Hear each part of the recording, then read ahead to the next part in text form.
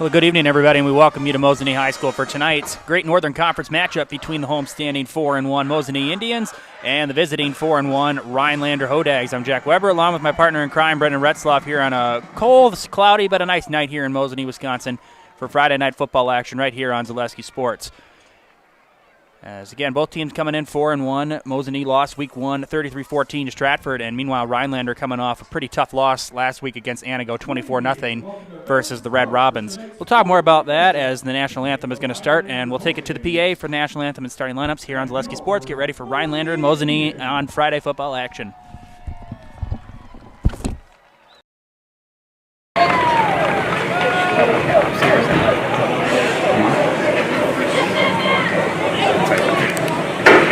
Did you turn the camera on for this, or do you think it's I turned the basic audio off. At this time, You should be able to we will introduce the starting turn it on for the after I Rhinelander set up this Hodags. stuff? Yeah. Right? Okay, all right. I didn't just say all that for it to pick up. Yes, He got it. Keaton Campbell. Just was asking. A junior, number 6, There's nothing I can really do about it. A senior, number 7, James Heck. A junior, number 10, Logan Schwinger. Just as long A as I junior, number 11, Sam Shute. too much camera stuff. We're going to just do the best. A junior, number 12, Julian Flavors. A senior, number 13, Carl Manny. A sophomore, number 27, Kaden Schmidt. A senior, number 51, Ben Lyon. A junior, number 54, Colin O'Malley. And a senior, number 77, Sam Black. Cyrus. And now, here's your starting offensive unit for your Mosinee Indians. At wide receiver, number 1, Aiden Shaughnessy. Here comes Dan Shopper.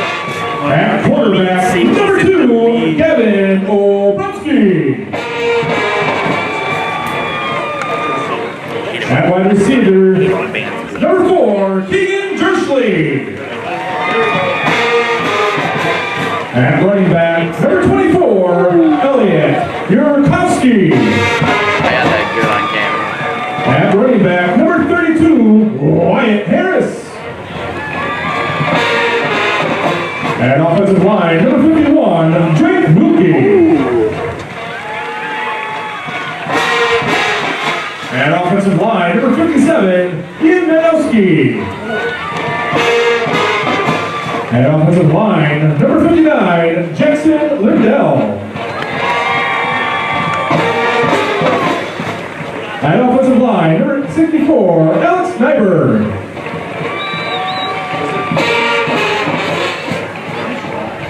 At offensive line, number 74, Ben Schley. And at wide receiver, number 85, Brady Locken. And the rest of your Mosinee Indians. This never sounds good. Brady Locken and the rest. Well, there you guys will get their time. At this time, we would like to honor those who serve always for sounds freedom kinda at home and snotty. abroad. We ask for those who are able to stand, remove their hats for the playing of our national anthem. The colors tonight are presented by the Mosinee VFW.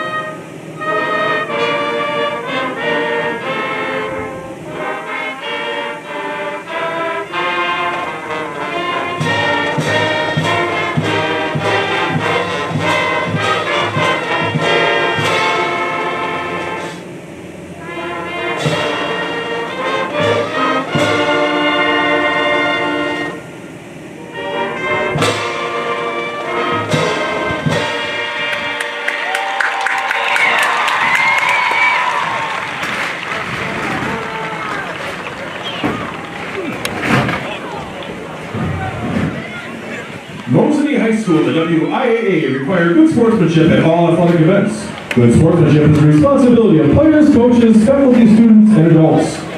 Promotion of good sportsmanship at Mosinee High School events should include a demonstration. All right, well, national anthem and starting lineups are all accounted for. We're about ready to start this game. As again, Rhinelander coming in on 4-1. Again, started off the season well, 4-0. Last week ran into a wall at Anago, a 24-0 loss.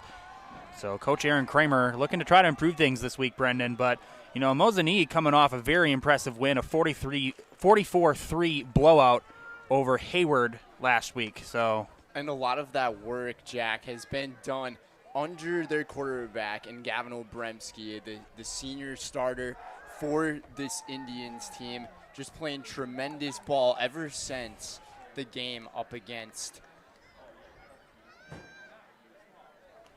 the game that they had up against Stratford, and Stratford one of the top teams once again in Division 5 play. So we'll see how the Mosinee Indians can fare off, especially riding this 4-game win streak that they have going on.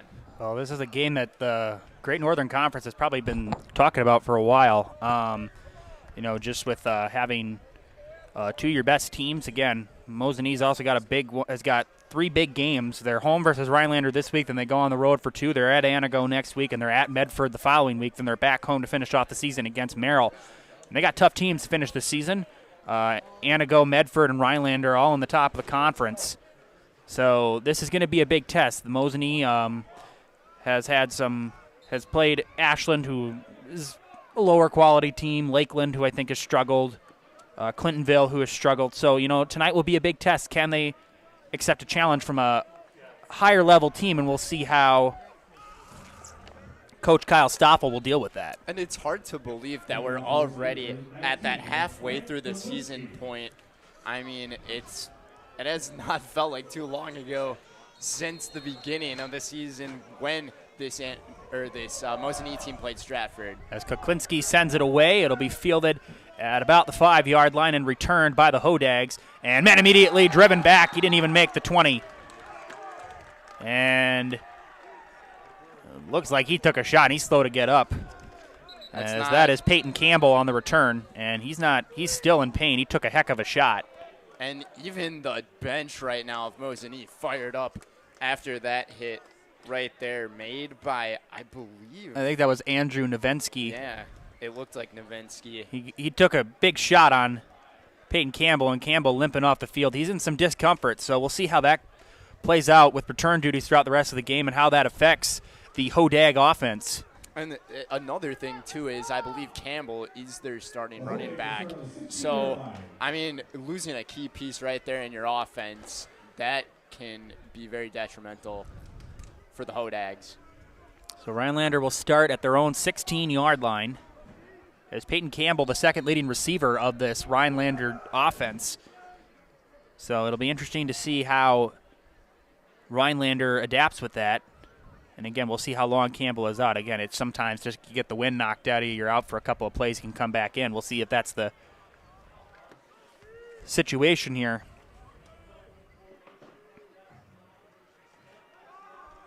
As small handoff, and that is to James Heck for a short gain.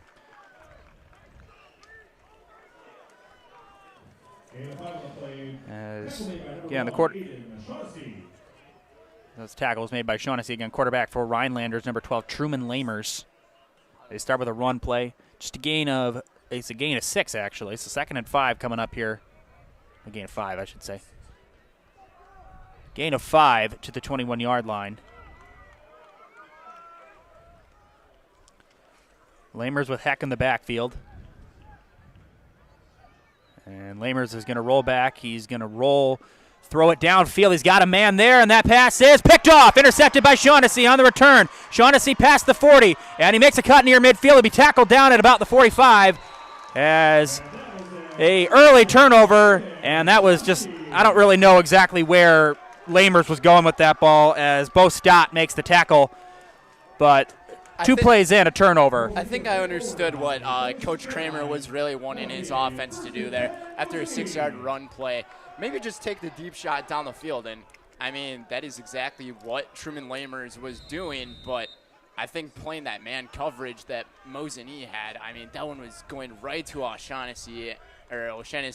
Just Shaughnessy, but you're good. And he was able to really execute on that play and just track the ball, easy interception. Might have been what he was trying to do, but either way, not the start that the Hodags wanted. So 1st and 10 for the 46-yard line of Mosinee, and we'll get our first look at the Indian offense.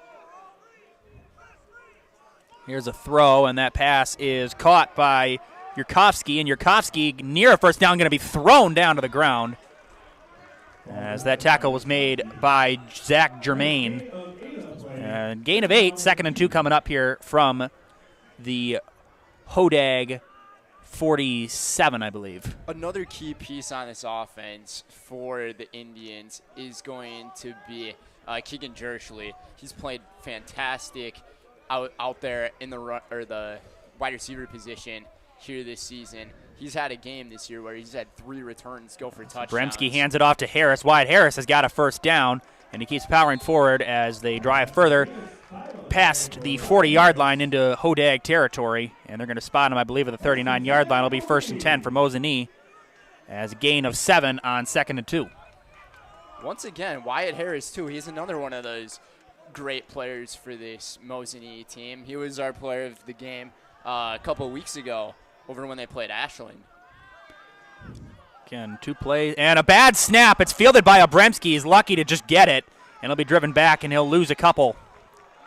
I think right there, Mosinee lucked out on that one. Mishandled the snap a little bit there, but Obremski using his senior veteran ability, being able to hang on to that ball and try to make something happen, but only lost 2 yards. Loss of 3, 2nd and 13 coming up here from the 42-yard line. Sam Schott made that tackle after Obremski regathered the football after a bad snap. I think that was a miscommunication. Snap to Obremski, rolling back. Obremski in trouble, gets out, throws. That pass is caught. We'll see what they say. And incomplete. They rule it incomplete. That was intended for Corday Wright. Took a really long time to make a decision there. Sorry, go ahead. On the sideline. I mean, they just took a really long time with that one, but it almost looked like it was a false start at the beginning. Obremski almost looked like he jumped, trying to get the snap. So bring on 3rd and 12 coming up now.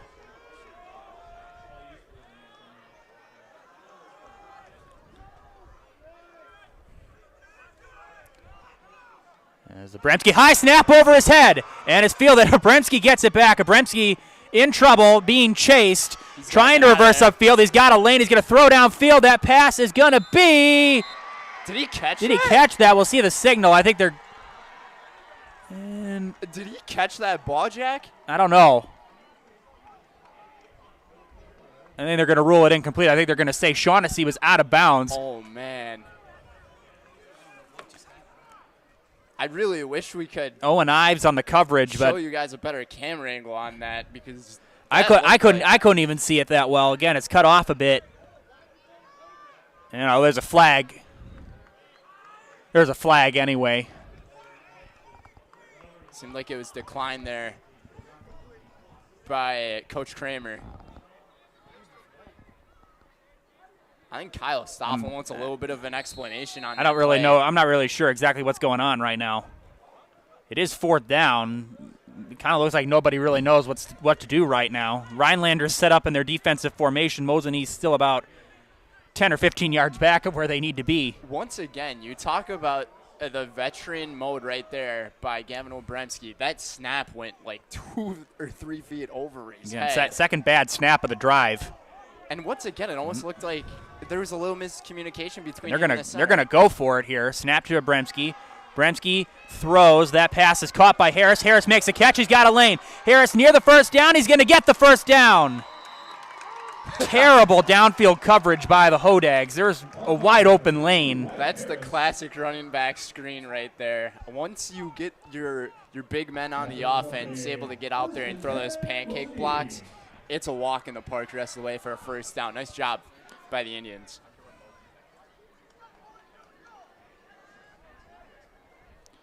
You're going to spot him at the 20. That is a gain of 22 on 4th and 12. So he picked up another first down yardage total. 8:54 left here in the first quarter. Snap to Abramski, and he's going to roll. Abramski's going to throw. That pass is caught, and that's a touchdown for Keegan Jerschley. 6-0 Indians. A 20-yard touchdown pass from Abramski to Jerschley, and the Indians strike first. They lead it 6-0. It's Keegan Jerschley, man. He has put on a show so far this season, and I mean, that was a really nice drive right there from Mosinee. Even though there were a few errors on some snaps, they were still able to recover nicely and put 6 on the board and maybe even 7. So Kuklinski on for the extra point. Abramski to hold it. Snap, placement, hold is good. Kick by Kuklinski is up and good. 7-0 Mosinee after the turnover as they drive 55 yards for a touchdown and even convert on a long 4th down. They strike first. We're going to take a quick commercial break and we'll be back after this on Zaleski Sports. And we'll stay tuned for a message from Forward Bank. I had an employee at once ask me to prioritize family, faith, and business, and I put them in that order in particular. For each one of our employees, it's family first. You do what is best for you and your family. Then the rest of it will take care of itself. It's about making sure you make the best decisions for you and your family. I had an employee at once ask me to prioritize family. It's 7-0 Mosinee here on Zaleski Sports. As today's game is brought to you by Spectrum Benefit Solutions with offices located throughout central Wisconsin. Spectrum Benefit Solutions is your group benefits provider for health, dental, accident, and life insurance. Spectrum Benefit Solutions works with clients of all sizes to help you attract and retain the best employees. Find Spectrum Benefit Solutions on Facebook to get started. Short return there for the Hodags, so they'll start with better field position than they did on the last drive. Trailing 7-0. And we've seen a lot of games throughout this season. Once you fall in that hole early on, it's just a matter of digging yourself out of there, but you cannot go down too deep too early. Lamers with Heck as well as Peyton Campbell is back out there after he got injured on the first play of the game. A bad snap. Lamers fields it. He'll take it. We got a flag. And a short gain for Truman Lamers. And it looks like Lamers was looking for a face mask. We'll see what the flag was. Flag came in pretty quickly after Lamers regained the snap.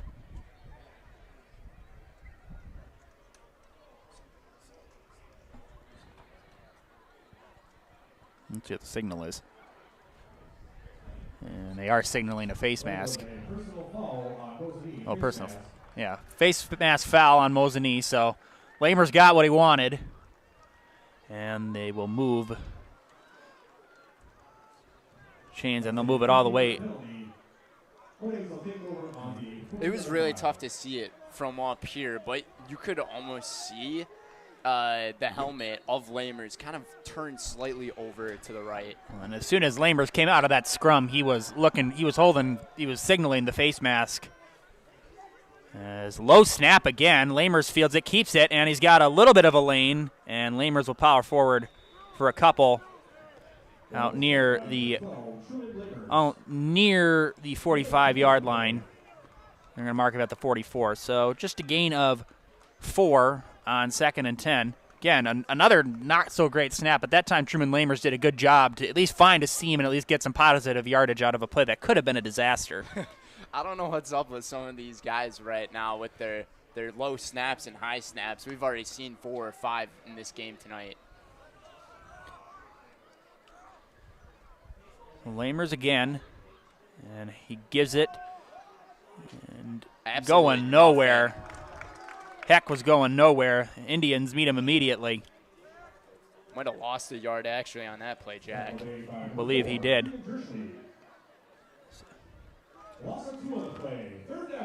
Jerschley was there. Colton Van Aert was there, as well as Taryn Walls. So it'll bring on 3rd and 8. Loss of 2 on that play. Keegan Jerschley is one of those players that's just everywhere on the field. with his speed. Number 4 on the field for those of you who aren't familiar, don't know.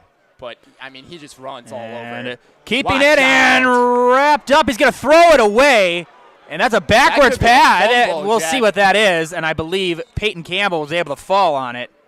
And Lamers, that's a dangerous play. I understand you don't want to take the sack. I would almost assume this could possibly be an intentional grounding penalty. But since it was ruled a fumble, either way, the ball is going back and a loss of down. Bremski was there. He almost got him. Lamers was running for his life. He almost looked like Daniel Jones last night when he was seeing the 49ers defense. So Tyler Sheraton will punt it away here from Rhinelander. High snap, fielded by Sheridan, and a line drive punt. That's a pretty good punt, actually. Jersley retreats back to the 35. I don't think that was a flag. Jersley reversing it. He's going to get to about the 40. Stay in bounds. Keep going. Past midfield. He's got a seam. Jersley on the return. Cutting it up to the 20, to the 10, to the 5. He's flying. Touchdown, Indians. Bro, he is absolutely dangerous out there on the field. A 65 punt return touchdown, 13-0 Mosinee. And again, poor tackling on that play by Rhinelander. You can say poor tackling, but you can also say talent is out there on the field. That punt return by Keegan Jersley was something. Yeah, both sides, I agree with you there, Brendan. Again, excellent athleticism to just break through those tackles, not stop. But again, just poor tackling there by the Hodags as well. That could have easily been a short return. Here's a snap. Kuklinski, the kick on the way, and it is good. 14-0 Mosinee. They're off to a quick start with 6:05 left here. Rhinelander will try to get back in it when we come back here on Zaleski Sports with a message from Security Health Plan. You know better when you see it.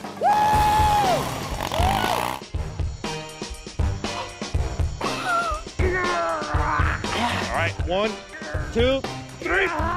But sometimes it's a little harder to tell what better looks like, and you could use a little help. Thanks, Mom. Security Health Plan. Everything you need in a health plan. Everything you'd expect from a good neighbor. You know better. 14-0 Mosinee on a 65-yard punt return from Keegan Jersley, as well as the 20-yard touchdown pass from Abremski to Jersley. He's got 2 touchdowns tonight, 1 offensive and 1 special teams. Rhinelander's got some work to do. Yeah, now we got a whistle. The football fell off the tee, so they'll reset it. It's not too windy of a night, but I mean there is a breeze though. And later in the game, as it gets later into the night when it gets a little bit cooler outside, we'll see how that will play an impact. The wind may pick up later in the night. I mean, temperatures at kickoff were about 65 degrees. Temperature's not supposed to drop until about around probably 8:30, 9 o'clock to about 60. So Kuklinski with a high kick, and it'll be fielded at about the 10-yard line. And on the return and going nowhere as he made it to, I think he was short of the 15 as that was returned by number 13, Kyril Varney. Really nice tackling right there made by the special teams of Mosinee. But going back to Jersley's kickoff return, he made a couple of jukes down that sideline there, and one of those was a really nice stutter step, avoiding the defender, and that just really set him free to gain that speed.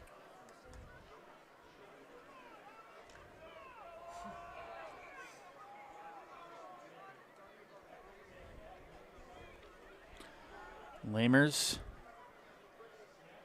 And hands it off in a big hole and off to the races and running into his own man. As that was Landon Bates. He ran into Zach Germain. Had Germain not gotten in the way, I think Bates, I'm not saying he would have gone the distance, but he would have gotten at least probably about maybe near midfield.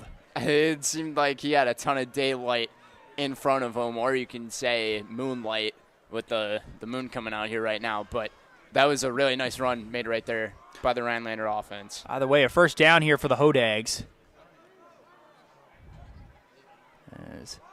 There's a handoff and going nowhere. And the ball's out. And now they blow the whistle. We'll see They never blew the play dead, as the recovery was made by Yurkovsky.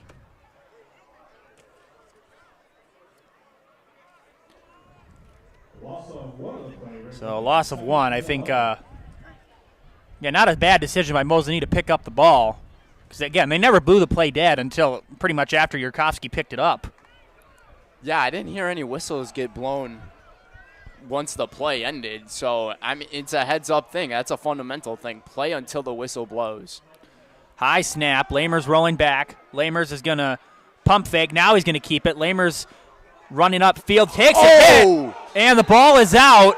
It'll be, and now we got a flag. The ball popped out right when he took that shot. Lamers took a shot. We'll see what the flag is for.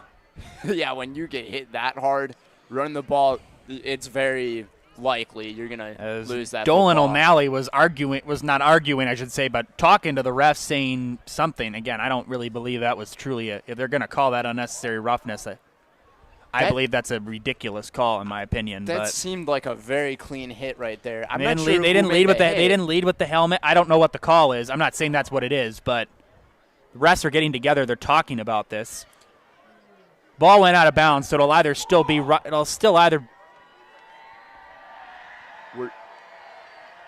student section right now is. Apparently the Mosinee coordinators and coaches next to us are convinced that it's Mosinee football. Oh, now they're moving them up.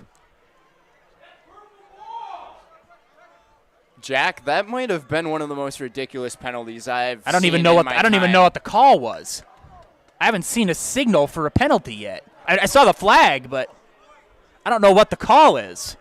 I don't know. Brendan, I have no idea what's going on right now. From what I saw on the camera was that it should be Mosinee's ball. It is Mosinee football. After so they're going to move him back. Okay, all right. I believe it was unsportsmanlike after the play. It's 1st and 10 from the 47. That was a bit confusing. Here's a handoff to Wyatt Harris, and he'll break forward and get a couple.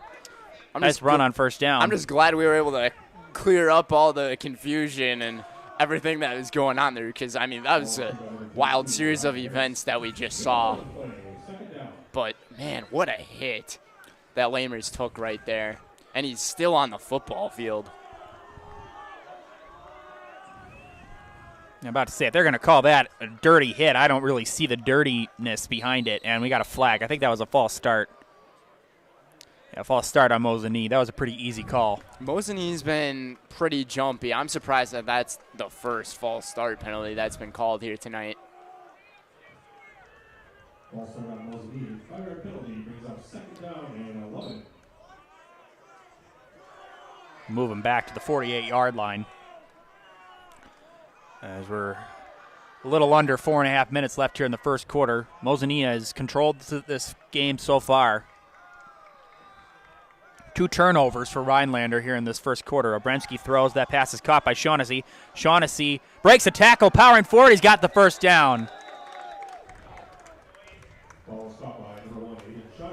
Great catch by Shaughnessy. He broke right out of the tackle of Owen Ives and powered forward. Oh, no, they're going to mark.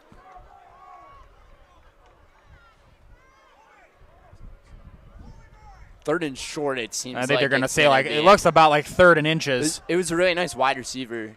I don't even think that was really a screen pass. So Shaughnessy was just left wide open on the left-hand side of the field. Now we got another flag. I think that's going to be another false start on Mosinee.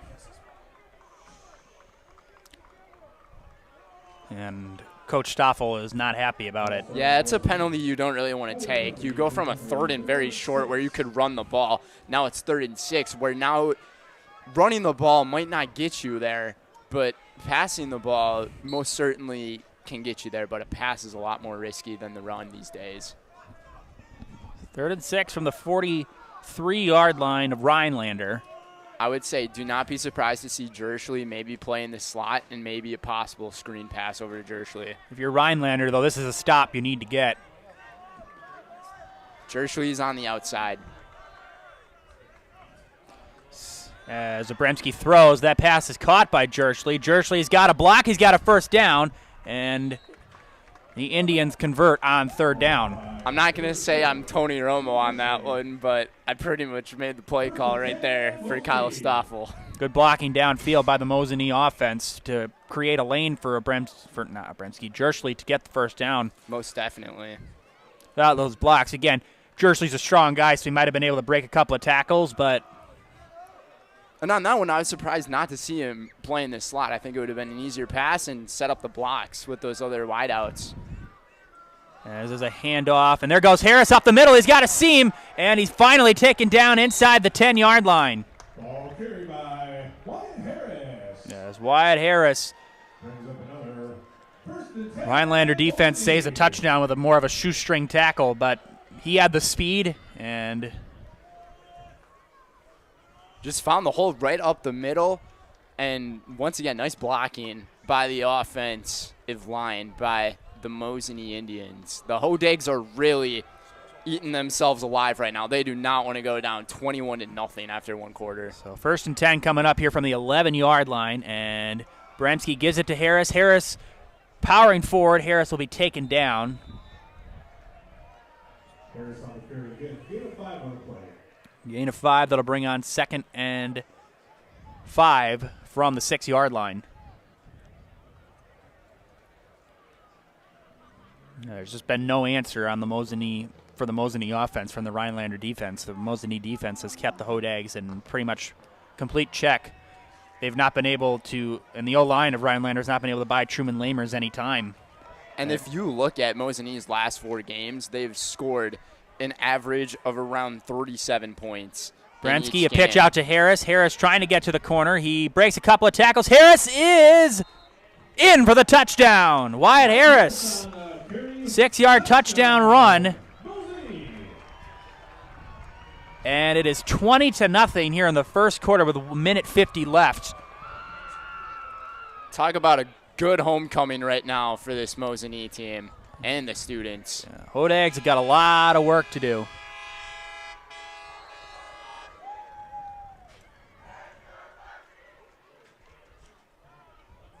As Kuklinski on for the extra point. He's 2 for 2 tonight. Snap, placement, kick on the way, and it is good. 21-0 Mosinee. They're all over Rhinelander right now. With 1:50 left here in the 1st quarter, we're going to take a commercial break. We'll be back after this on Zaleski Sports. 21-0 Mosinee on top.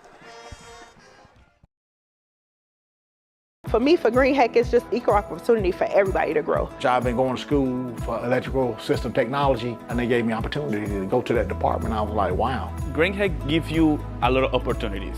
A lot. People that work hard here, they get opportunity to move up, and I found all that and more here. I've been encouraged to grow, to get education. Our future's really bright. Work where there are endless career opportunities, no mandatory overtime, and a great family atmosphere. 21-0 Mosinee on top of Rhinelander. As Kuklinski on to kick the extra point, kick off. Hey, it's all right. We all have those little bloopers in there. Vanny and Campbell back to receive. As Kuklinski with a high kick, and Campbell calling for it. He makes the catch. He'll return it. And looking for a seam. Campbell breaks a tackle. He's got a hole. And Campbell with a nice return as he gets past the 40-yard line, and a nice start for the Rhinelander offense. Maybe that's what you need if you're the Hodags, to maybe at least start a spark and try to get yourself back in this game. That's definitely something that this team needs, especially with how stagnant they've been on both sides. I mean, their defense just can't do anything. Their offense has turned the ball over on multiple occasions here tonight. They just need to play a little bit more clean, and they'll have a chance here to come back. Well, the O-line is going to have to buy Truman Lamers some time to throw the ball. Unfortunately, he just hasn't had time as well as the run game. The second they hand the ball off, the back doesn't have any time really to look for a seam or a hole or anything. I mean, the only one time where he's had a bad snap, Lamers keeps it. Lamers in trouble. Still going, and he'll finally be brought down. He's just trying to hang on to the football. As Walls and Boucher were there. But as I was saying before that play was about to go, I mean, the only time that Lamers has really been given time to throw the ball was when he threw that deep interception Yeah. Otherwise, the amount of pressure right now from the defensive line and even the inside and outside linebackers of Mosinee, it's just everywhere right now. And snapping has been a problem. Ben Lyons had some issues. I don't know if it's just on the communication aspect. There's been a couple high snaps and low snaps and another high snap. There's a handoff, and that's going nowhere. I don't know what that play was really trying to accomplish. Landon Bates, and that's going to result in more negative. I think they might actually move him forward a bit. Oh, no, loss of 3 on that play. So, again, Rhinelander's just going backwards right now. It'll be 3rd and 18 coming up here for the Hodags. I'm just not sure what the idea was behind that one. I was wondering if they were trying to trick play, but Mosinee read it well. Well, it wasn't a great snap, so you lose time on that. As here's a throw. That pass is caught. They got a long way to go, breaking the tackle, and he's powering forward. That is Heck. He'll still be a bit short as they are into Mosinee territory. And we'll see what Coach Kramer will do here on coming up here on 4th and short. And end of the first quarter. End of the first quarter, yep. So a big lead for Mosinee to start this game. 21-0, Rhinelander into Mosinee territory with a 4th and 2 coming up after the break here on Zaleski Sports as we start the second quarter. Again, the score, Mosinee 21, Rhinelander nothing after 1.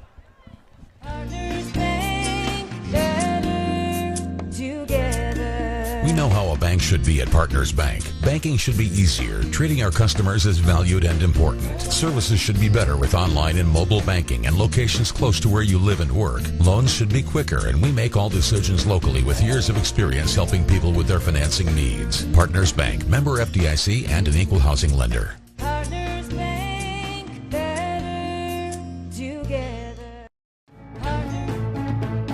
Whether you're just beginning your educational journey or seeking a new opportunity, we're here for you. At North Central Technical College, we have unique partnerships with 4-year colleges that allow you to transfer seamlessly to and from our campus, saving you time and money. With hundreds of transfer options available, the path to a bachelor's degree and a great paying career are just a step away. North Central Technical College. Start here, go anywhere. 21-0 Mosinee. Again, a little breakdown for you. It was a 20-yard pass from Gavin Obremski to Keegan Jerschley. The 65-yard punt return by Keegan Jerschley. And they're going to go for it. And there's a handoff, and they got the first down. And Heck powers forward. He's got it. Big conversion there as, again, a high snap that Lamers was able to control. He got it off to Heck. Heck made a nice job finding a hole, and he was able to power forward. It wasn't even just the snap that seemed really shaky. The handoff and the transfer from Lamers over to Heck seemed a little wobbly, but really nice move made right there by Heck for the first down. And keep the drive going. Yeah, and an SCS apartment or home is where you want to live, work, and play all throughout the central Wisconsin, Chippewa, and the Fox Valley. No matter where you live, look to SC Swiderski to make you feel right at home. Snap to Lamers, another high snap. Lamers rolling back. Lamers is going to throw. That pass is high and incomplete. Intended for Sam Shop. And that'll bring on 2nd and 10.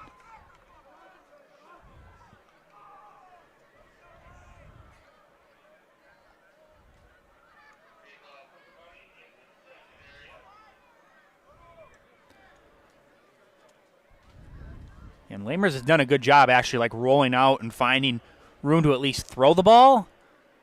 Again, that was quite high, and no matter how high Sam Shop might have jumped, I don't think he would have been able to come down with that one. Yeah, Lamers kind of threw that one just a tad bit up there, but I think this Rhinelander team is starting to And a high snap, it's fumbled and recovered by Lamers. Lamers is in trouble. Lamers breaking forward, and he's going to be taken down. It was high. It went over the head of Shop, went right into the hands of Lamers. Lamers was able to get back there, but it'll bring on a very long 3rd down. It's 3rd and 20 coming up here for Rhinelander, and that's the last thing you wanted to do. if you were the Hodags. I mean, just as I was saying, it seemed like this team was starting to find their identity, get their drive going, and then once again, another high snap. I don't know how many of those we have seen here tonight. And again, Lamers in trouble. Lamers throws. That pass is incomplete. It was intended for Vanny. And that'll bring on 4th and 20 coming up here for the Hodags. And what started as a promising drive converting on 4th down will end up bringing the punt unit on once again for Rhinelander. And again, Keegan Jerschley will be back to receive. And they even had good field position off the kickoff return, got it to around the 40-yard line, and then, like you said, picked up that first down on that really difficult, almost looked like it was going to be a 3-and-out, but a nice 4th down pickup. And then just too many high snaps, too many mistakes going on. A few things they just got to fix on. Sheraton back to punt.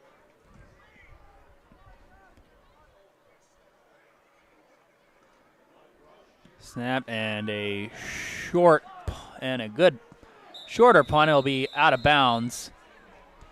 And I believe it'll be near the 30-yard line, and that's where the Mosinee offense will come back on the field. And that might have been a smart decision, kicking the ball out of bounds, because Keegan Jerschley, he's already proven tonight that 65-yard punt return for a touchdown, that he can do a lot of the dirty work for this Mosinee team.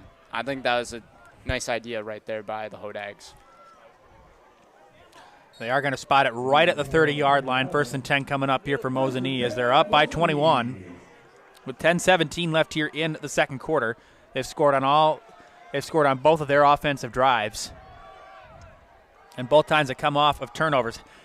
A reverse to Jerschley. Jerschley breaking a couple tackles. He gets to the outside. Jerschley still going. They still can't bring him down. And after all that, just a shorter gain, but still. And now we got a flag. That was after the play was over. I'm wondering if Jerschley was already running out of bounds. But I'm seeing a lot of clapping on I don't think so, side. because Owen Ives over there for Rhinelander is clapping. I don't think it's going to be on. Jerschley might have said something I don't to know. some players. Or Jerschley's looking really frustrated. He kind of had the what did I do look on his face. He put his hands up. I'm not really sure exactly what happened, but it looks like it's going to be on Mosinee.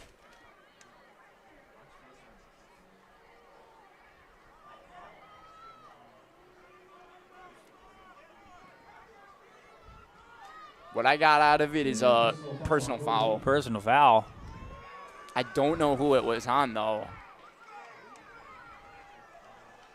Either way, the ball will be moved back.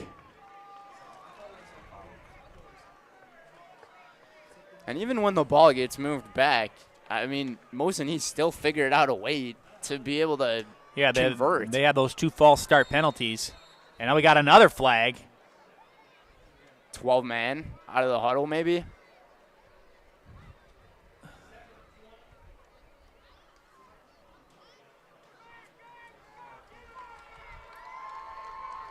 That's a delay of game on Mosinee. So the ball will continue to move back for the Indians. I'm not sure how you can really call a delay of game on that, especially after taking a while to figure out what the penalty was. But I don't know too much about the referee side of things.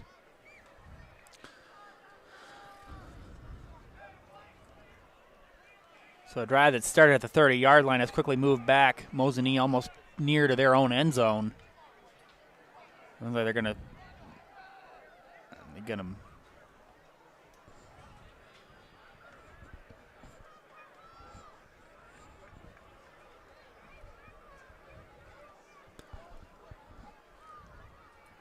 Second and guessing 20. Second and 20 coming up here for Mosinee. I'm not sure what's taking these refs. I don't think these referees are really on the same page. We've seen a lot of miscommunication out here tonight, Jack. We've seen miscommunication between, I mean, pretty much both of these offenses and their quarterbacks and centers, and now the referees. I could agree. These referees, though, do need to figure out how to get on the same page. Last thing we want here is the rowdy student section. First and 20, second and 20. As Abramski running, he will look for a hole. He's not going to find one, and he's going to be taken down. Brought down by Shop. And that'll bring on 3rd and long coming up here for Mosinee. I might have got 1 yard out of that.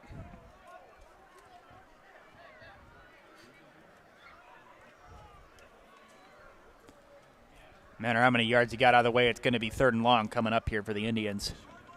Hey, we've seen them convert on some pretty crazy plays here tonight. So gain of 2, 3rd and 18 here from the 22. It could happen again. It's 3rd and 18. Rhinelander needs a stop here. And a bad snap. Abramski lost it. He gets it back. He'll be taken down.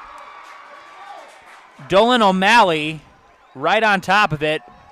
Bremski lost it, got back on it, but there is no chance. O'Malley was right on him, and it'll bring on 4th down, and would be the wise decision to bring the punting unit out here. And Kuklinski will come out. Go for it. Loss of 7 on that play. 4th and 25. This is the exact momentum builder that Rhinelander needed, though. As Kuklinski, high punt, going back and fielding and calling for the fair catch and making the fair catch. Just a little past midfield by Truman Lamers. And Lamers will come back under center. And again, the Hodags got what they needed. They got to stop. Penalties helped them, but guess what, Jack? Is your back hurting at all or anything? No, my shoulders are from swim practice today, but not my back. Well, even if your shoulders are hurting, you should go to Mosinee Family Chiropractic. Mosinee Family Chiropractic proudly supports Mosinee Athletics. Dr. Bars and Dr. Miller offer the best chiropractic care around, only at Mosinee Family Chiropractic. 1st and 10 from the 48-yard line here for Mosinee, for Rhinelander, I should say, and keeping in a handoff. Whoa. That was a handoff to Shop, but after the play, Truman Lamers got a pretty nice shove there on Aiden Shaughnessy. I was watching that same thing from up here. I was, for a second, like, hey, good idea to keep going with the play, but he just, I think, wanted to let out a little bit of frustration that he has, being down 21-0. 2nd and 7 from the 45, just a gain of 3 on that play for Shop.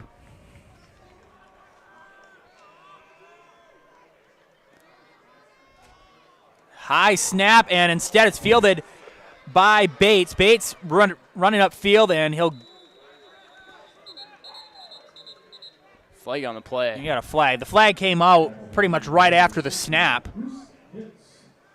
I don't know what's going on right now. I don't know if the football seems to be either way. It like would be a loss of yardage, but we'll see what the flag is.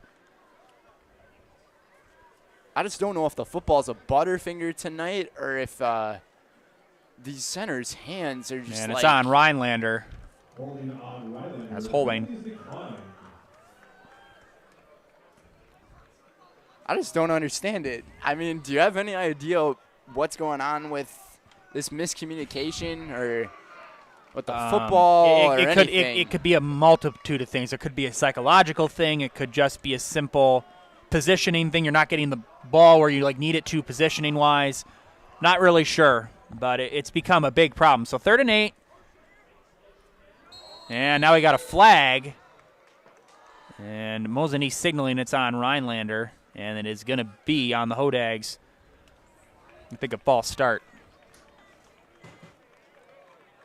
Really nice job right there by Wyatt Harris to get one of the guys to jump off there. It almost looked like it could have been a neutral zone infraction, but I think coming from the outside linebacker position, that's why they didn't call it. It's now 3rd and 13 coming up here from the Rhinelander 49. Again, this is another drive for the Hodags that's just going backwards.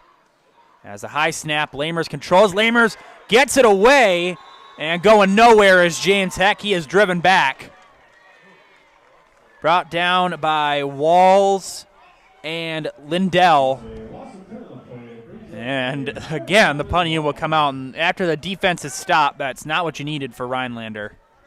On those last 2 drives, Jack, the total offense from both sides have gone out to negative, I believe, 29 yards.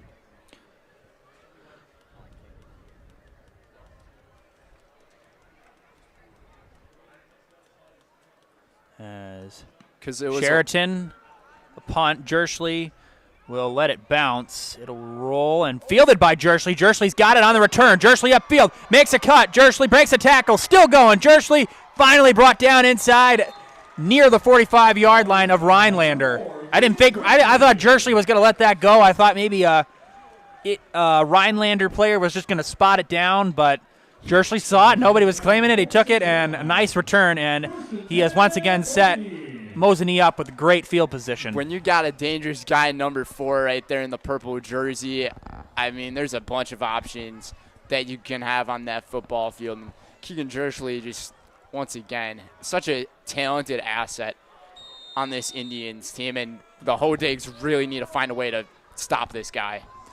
So 1st and 10 from the 46-yard line of Rhinelander. Abremski hands it off, and there goes Wyatt Harris, and Harris powering forward, and he'll be near a first down. We'll see where they spot him.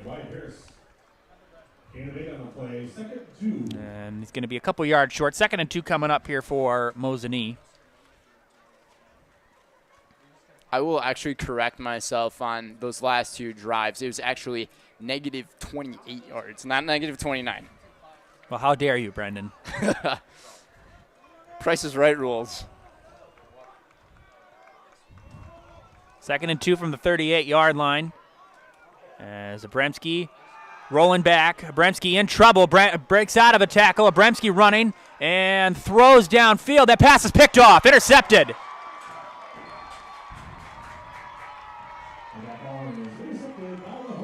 Intercepted by Owen Ives. So the first turnover for Mosinee of the game.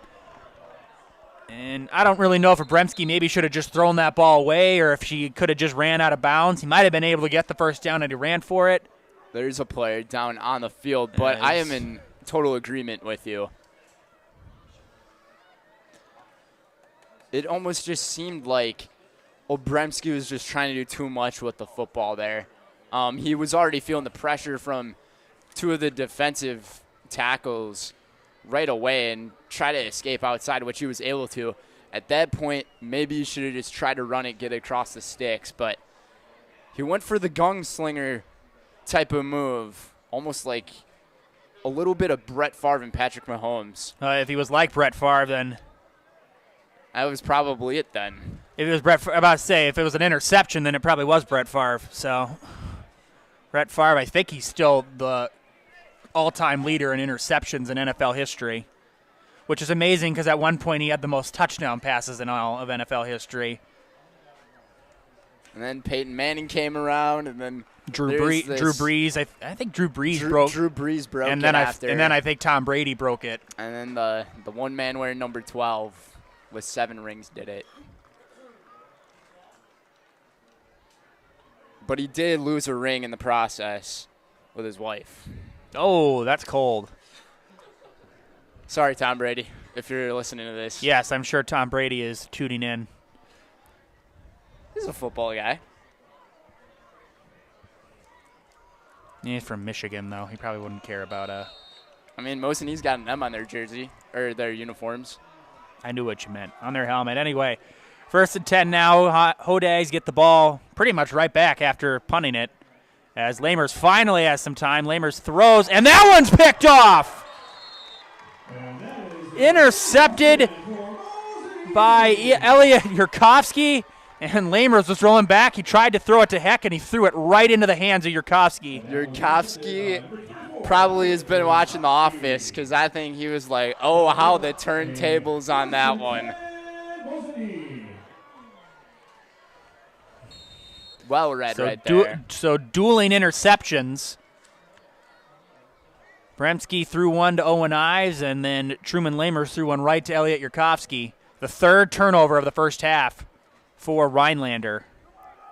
4 turnovers total in this football game, but Mosinee back to the same field position as they were, but they get that extra down with it being first down. So Abremski gives it to Harris. Harris breaks the tackle. Harris breaks another tackle, still going, and Harris will finally be taken down. A gain of 8 brought down by Logan Schwinger. We'd like to thank our game day sponsors for today. Bestie Funeral Home Wood Street Equipment, and Lee's Piggly Wiggly. Also, another one of our sponsors is Wiggly Restaurant. For great food and cold drinks for any occasion, visit Wausau's favorite post-game stop, Wiggly's Restaurant on Schofield Avenue. Berger sounds pretty good right now. 2nd and 3, snap to Abramski. He throws, and I'm not really I don't know if I'm not really exactly sure what happened with Jerry Strake right there, if he just didn't know that the ball was going to come to him or if he kind of saw the way the defense was playing him. Not really sure. So it'll be 3rd and 3. It wasn't even like Abramski was under pressure or anything. I don't think that was the case. It just a mistake there on pretty much all aspects. It's going to happen, you know. Again, like I said yesterday during the volleyball game, you're never going to play a perfect game. And I think that play that we just saw was just like the one that he threw over to Jersley, but instead, different wide receiver out there and just a little miscommunication, it seemed like. Abramski keeps Abramski, and he's going to be driven back. We got a flag. I think he has enough for the first down, but we'll see what the flag is. Again, he did just get enough. O'Malley was there, but we'll see what the flag is. Again, that flag came out.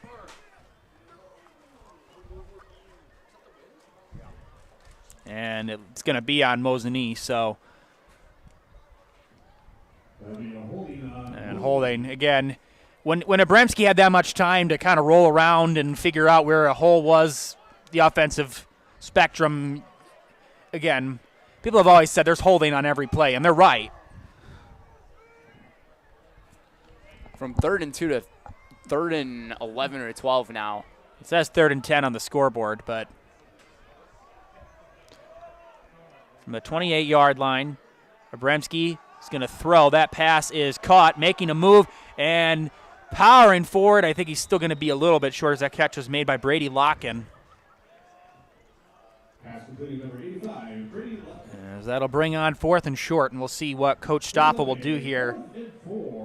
4th and 4, gain of 6. Down to the 22-yard line. We'll see again what the Indians are going to do. And right now it looks like they may run a formation. I'm surprised no timeouts have been called here tonight, except for the injuries on the board. I wonder if this is a time where you call a timeout if you're Coach Stoffel. We'll see what happens. 4th and 4. And Abramski, high snap. Abramski's going to throw. That pass is caught by Shaughnessy. He's got the first down, and he'll be driven down as the tackle is made by Zach Germain, but a first down for the Mosinee Indians.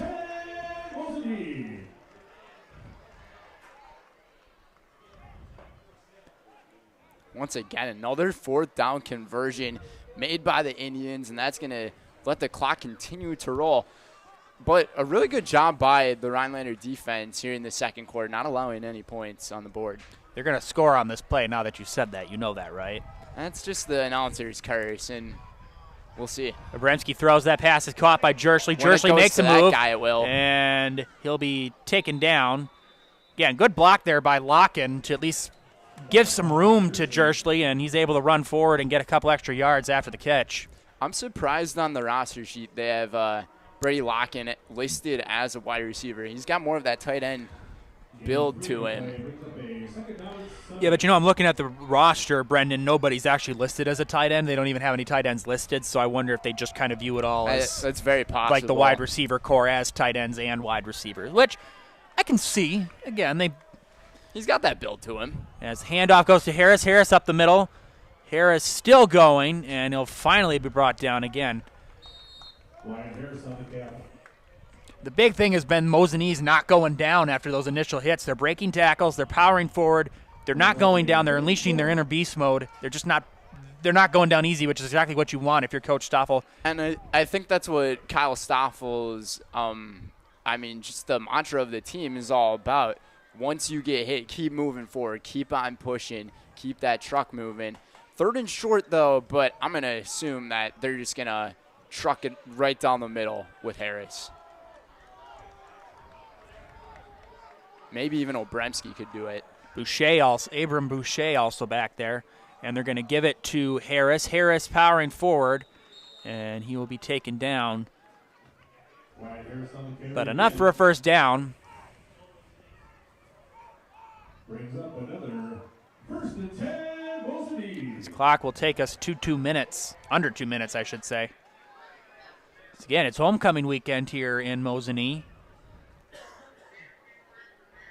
Homecoming's one of the best times in the high school year, in my opinion. A lot of great themes there are out there. So first and goal from the 3. Bremski gives it to Harris. Harris up the middle. Harris powering forward, and he gets in. Touchdown, Mosinee. Wyatt Harris with his second touchdown of the night. And so with 1:40 left here in the first half, 27-0 Mosinee. 3-yard touchdown run for Wyatt Harris. He was pretty much the star of that drive. It was a lot of running plays, and again, taking a lot of time off the clock after the turnover. That is the 3rd time they have scored courtesy of a turnover. 21 points off of turnovers for Mosinee tonight. I think you missed this one. It's no good, so it'll still remain 27-0. As with 1:40 seconds left, Rhinelander will try to maybe get something going right before the end of the half. As we're going to take a quick commercial break, we'll be back for the conclusion of the first half, 27-0 Mosinee here on Zaleski Sports. Hello, I'm Jenny Shaner, Realtor, Next Home Hub City. If you're a first-time home buyer or seller, or you've been around the block, because of my experience, I'm able to help you in the most efficient way. I'm a full-time, full-service realtor. I focus on my clients 100%. Let's work together as a team for a win in your next real estate transaction.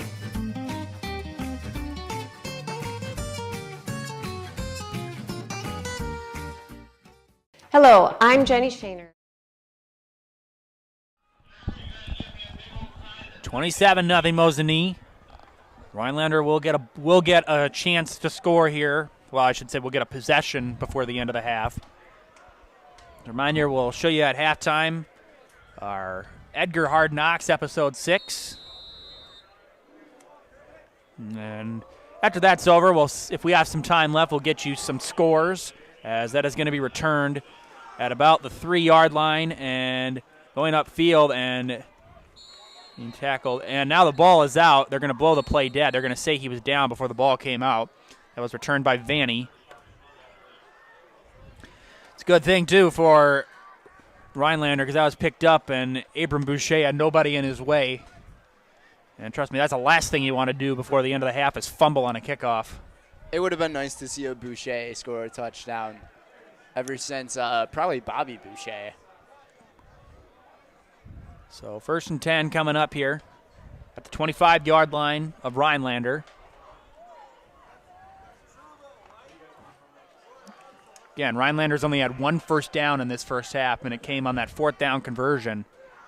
If you're Rhinelander on this drive, you got to show off your best plays here because you need to get on the board. Short handoff, and that is not a way to start. That was heck. Might have heard a timeout. And that's actually a smart play if you're Coach Kramer. Again, you haven't used any of them. I think it was actually called by Stoffel. It was called by Stoffel, yeah. All right, so we have a timeout. Again, our halftime show tonight is brought to you by GreenHack Group, the global leader in creating air movement and control equipment. GreenHack is one of Wausau's largest employers and the perfect place for the next stop in your career. See if GreenHack Group is right for you. Visit greenhack.com. That's greenhack.com.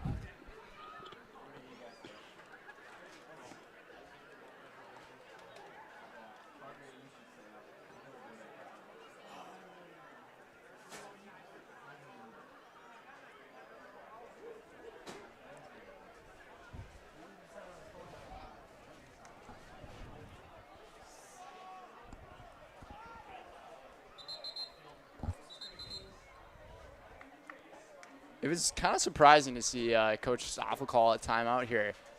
It seems like he wants to get that football back and possibly get more points on the board before half. Yeah, I think that's a good point in the fact that you're already up big. You're trying to extend the lead. There's a handoff to Heck, and he's going nowhere again, wrapped up behind the line of scrimmage.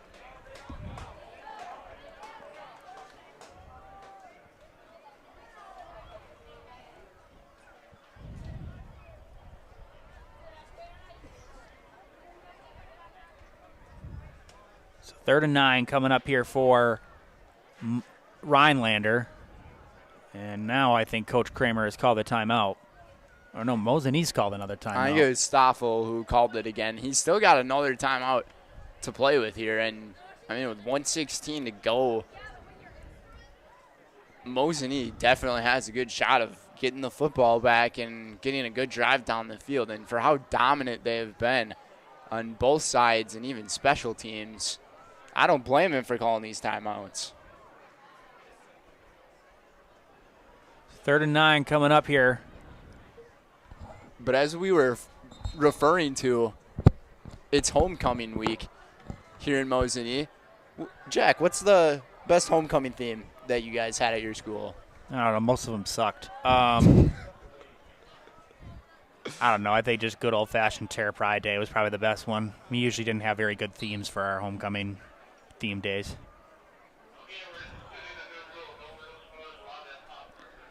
I could say that, oh, they were all great. Oh, yeah, high school, woohoo. But that's not really the case. I'd be lying, and I don't think that's fair to anybody for me to lie. There's a handoff to Bates, and Bates, again, another short gain, and that'll bring on 4th and long coming up here for Rhinelander. At least we're in college now, right? Exactly. Again, just about now we got a timeout. That's the final timeout of the first half here for Mosinee. So, again, Rhinelander has not used a single timeout here in this first half. Again, Coach Stoffel trying to save as much time to try to get some points before halftime and pretty much maybe just put the nail in the coffin right now. And this next play, you could very possibly put that nail in the coffin because, I mean, Keegan Jerschley is that guy on this team who has really just been able to show off his elusiveness here tonight. Yeah, absolutely. That's a big part of this game is elusiveness and just, again, not going down after the first hit. So 4th and 7 from the 21, minute 10 left.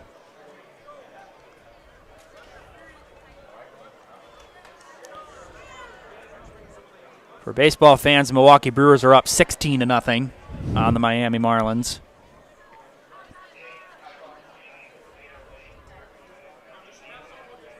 Christian Yelich has launched 2 home runs tonight. Good to see Yelly back in the lineup after some back problems have limited him recently, as Sheraton will come on to punt. As Sheraton punt into the light, Jerschley will return it, and he'll be wrapped up and dragged back. Jerschley still not going down. He's taking Landon Bates with him, and he'll finally be brought down at about the 40-yard line. Keegan Jerschley was running about 10 yards with Bates right on his legs. And, I mean, just keep the legs going and the knees churning. That's especially what the NFL and college running backs end up doing, and that's why they keep getting yards. And Jerschley seems like he could be one of those guys doing all of that.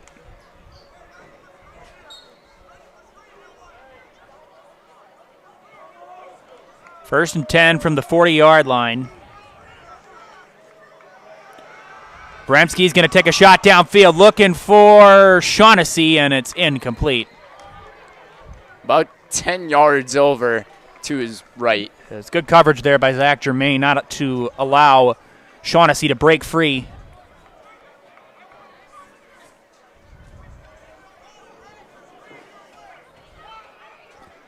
Brewers getting closer and closer to an NL Central championship. The Cubs did win today, so they will not clinch tonight, but they can lower their magic number.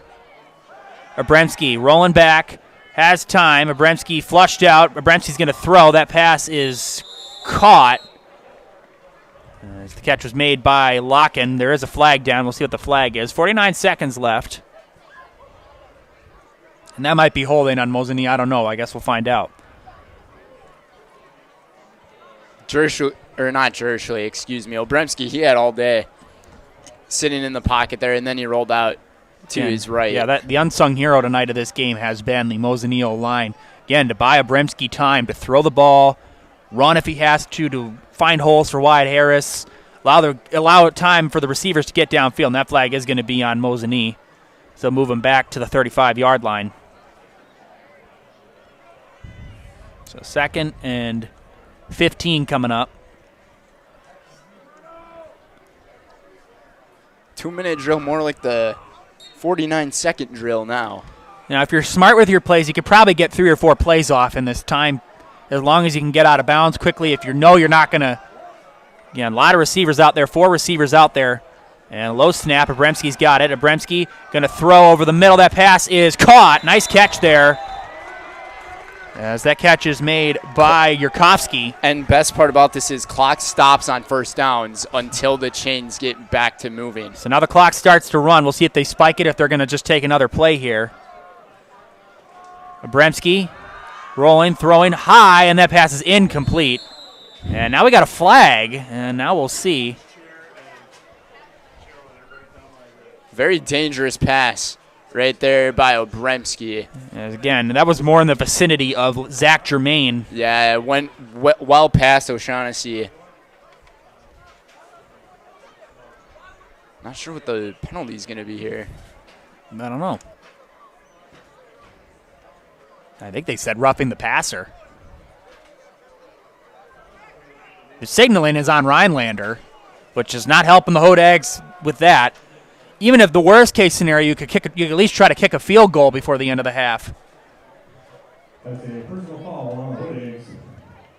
I'm not sure what Yurkovsky's maximum field goal power is, but Kuklinski, yeah. Excuse me. I don't know, but he does have a good leg in the extra points. We'll see.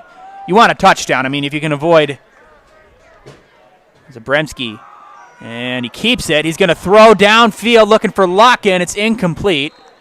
Germain on the coverage, and that'll bring on 3rd down coming up here. No, sorry, it should be 2nd down. 2nd and 10 coming up here. Got a little too premature there. Our clock somehow changed to 5 minutes as well. 27 seconds left here in the first half. 27-0 Mosinee. Keegan Jersley with 2 scores, Wyatt Harris with 2 scores, a punt return for Jersley, a receiving touchdown, and then 2 rushing touchdowns, 1 from 6 yards out, 1 from 3 yards out. Low snap again. Bremski's going to throw. That pass is tipped up in the air and incomplete. Intended for Yurkovsky.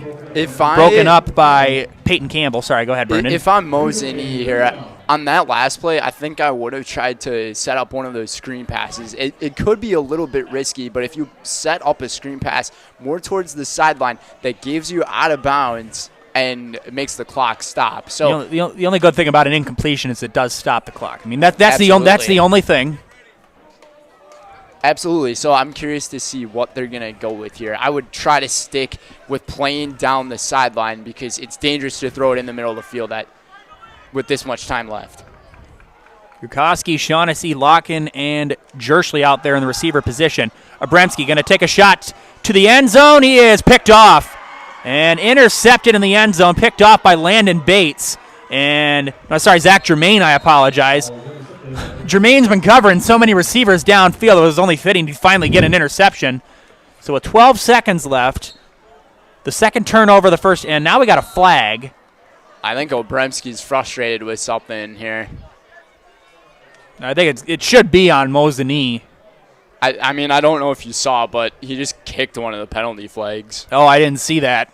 And he just threw his helmet on the ground in deep frustration. I think that was intended for Shaughnessy. I think that was the closest guy in the vicinity, but it went right into the hands of Zach Germain. The second interception of the first half thrown by Gavin Abremski. So with 12 seconds left, we'll see if Rhinelander even, again, the only thing is Mosinee gets the ball to start the second half, so you don't have the buffer. Well, we can at least maybe try to regroup after the 2 unsportsmanlike conduct penalties right here. I think they're both on Mosinee. I think they're both on one player. I think they're on Obremski. According to rule, I don't know if that throws him out of the game or not. I don't know if they're personal fouls, though. I think it's 2 personal fouls, maybe? We might have to look that one up going into break. We'll see. Again, we'll find out. Again, Mosinee will start with the ball in the second half, so...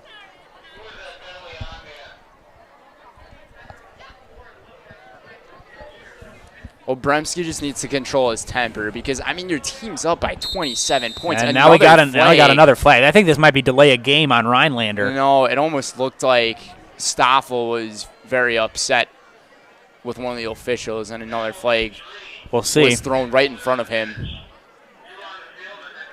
I think they're going to say it's Obremski, and he might be done.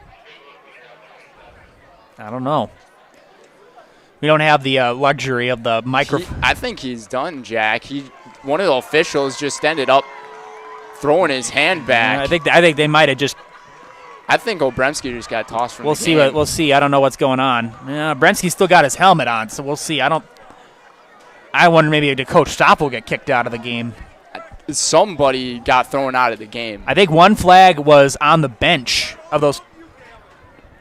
This is ridiculous, though. It was picked off in the end zone, returned for about 3 or 4 Oh, no, yards. I think Obremski did get kicked out of the game, and Coach Stoffel or somebody is not happy with him.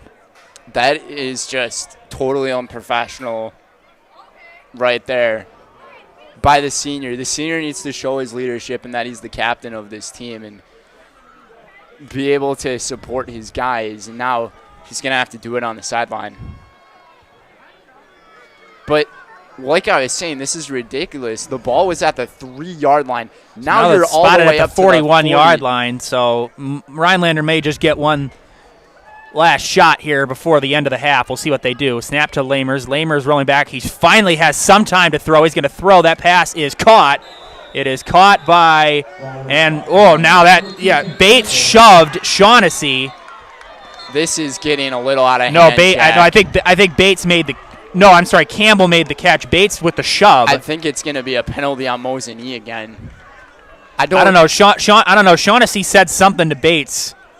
This is maybe one of the worst ways to end a half. But Bates did shove Shaughnessy. We'll see what the call is. And what's the signal going to be again? This is just getting out of control. And no, they're going to call it on Rhinelander. I wonder if he's done. With all those personal fouls, I think a player might get thrown out of the game. There's no player's getting thrown out here. It was on Rhinelander. It wasn't on Mosinee. I don't think there's been a person. I think the way it works is warnings go to both sides. I don't know. Something happened. I didn't see an ejection signal, so they're going to move him all the way back to the 45-yard line of Mosinee. Again, not a smart. If that is on Bates, that was not a smart decision. Again, in that situation, no matter whose side you're on in that situation, you just walk away. Just ignore it. But what's the point with all of the drama right now? 12 seconds left. Your team's up 27-0. Why even? Well, Shaughnessy got a big hit there on Campbell. Again, Peyton Campbell made the catch, and then Aiden Shaughnessy made a pretty big hit there. And it looks like this is just so completely disorganized right now. I don't really know what's going on anymore. You just kind of have those moments where you're just saying to yourself, what's going on? I think it's just, I don't know if it's just confusion or frustration. I'm still trying to process what was going on in Gavin Obremski's head, Jack, because the way to get thrown out of a game like that with all of those personal penalties. You know, Brendan, we forgot the Wisconsin Badgers are in action tonight. They play on Friday. I thought they played. I thought they played tomorrow. No, they're playing Purdue in West Lafayette, and they have got a 24-10 lead over the Boilermakers with 8:42 left in the third quarter. It's never easy. A member of our chat group let us know that they were on top of Purdue 21-3 at halftime. So thank you to Tanner Lepper for letting us know that. I thought that they played. So you guys can also let us know how all of our mics and everything sound. One person said they couldn't really hear too much. So, but then I'm seeing also in some other comments, it looks like you guys are able to hear us. Just with some comments talking about how our cut to Brett Favre. The Brett Favre one. And thanks to the Rhinelander fan for letting me know. Again, we do not have pronunciation guides, so I'm kind of just going off a limb. But thank you for telling me that. I appreciate it. So with 4 seconds left, this will most likely be the final play of the first half. As low snap, Lamers rolling back. Lamers getting some blocking. Lamers is going to run. He's going to release it. He's going to be hit as he throwed. What is and he doing? He is incomplete, and that is the end of a very strange final couple minutes of the first half. We have played one. Mosinee in total control. Now Lamers is hurt. And you've already lost one quarterback on a side. And I'll tell you, Lamers is in some discomfort. He's not even getting up. But with that, we're going to take you to halftime. Again, our halftime is brought to you by Greenheck Group. Enjoy episode 6 of Edgar Hard Knocks here on Zaleski Sports. Again, the score after 1, it is Mosinee 27, Rhinelander nothing. We'll see you right after the halftime break here on Zaleski Sports. Enjoy Edgar Hard Knocks, episode 6.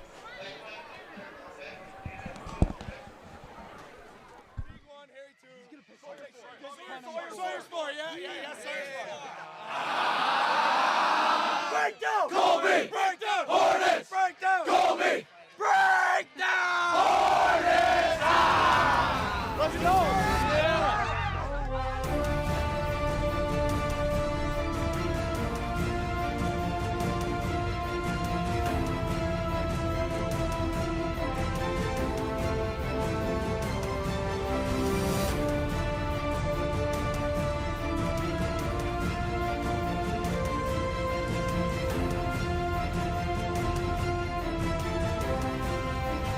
Edgar Football Hard Knocks is brought to you by Security Health Plan. Security Health Plan. Promises kept, plain and simple. Visit securityhealth.org to learn more. Set! Hut! Right! There's that bootleg. And he'll keep it once in a while. He ran a bootleg 7 times, passed it about 4, kept it 3. Yes, yes, yes, yes. Way to go get it. Good look. Easy. Easy. Easy. All right, good pass. Get it up in the air. When you turn the corner there, you pick up 85. If he's backpedaling. Is this the next weight check? Feed the horse. Hold on, Todd. Right on running full. You're fine. 6 point.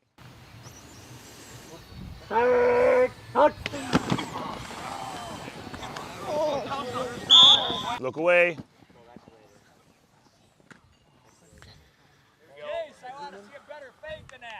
Hey, just my question, what are we faking on that? Nothing. The only thing I'm worried about is that bandit is both days he's been sitting right in your vision. I'm not thinking that double. You definitely got to get some snaps. Oh! Careful. Oh, Christ. We're GTing it high like that. You got D tackle. You got DN. But all it is forming a wall. Like, you don't have to block anyone. You just got to make it look like you got the ball and, like, there's stuff in there. Hey, extra point and field goal linemen, tight ends, wings, okay? If you took to heart the messages at the end of the game about, guys, quiet down, about, like, analyzing film critically and being critical of yourselves, I would say this is a unit that has a lot of growth to do, right? There were too many times where guys are getting pushed too far back. We got to hunker down deeper. We got to set that back foot and stay firm. Okay, I think you just need to be ready for the intensity of this play and understand the importance of it when we think about a 7-point game versus a 6-point game. Makes a big difference, okay? So let's take this unit for what it is, an opportunity to get better, okay? Obviously today we're not in pads, so we can't really go like live speed, but you got to match the intensity and understand that you have a job to do, so let's do it. Keep your hips low. Create the wall. Hunker down deep. Set. Hut. Hut. Good hit. Colby, you cannot move that foot. You move that foot, it's a penalty. Hey, when you watch film on some of their extra points against Loyal, you'll see they've shown a couple weaknesses where guys get high, they open a gap. So every guy's got to have their hat ready to go on this play and understand this could be the block that causes us to win the game, right? You got to approach it with that mentality. So. Grab that red water bottle. Eli, grab the red water bottle. Sawyer, take your hat off.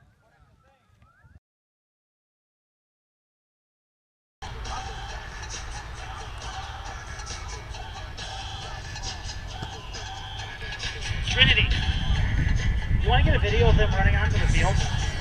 Thank you.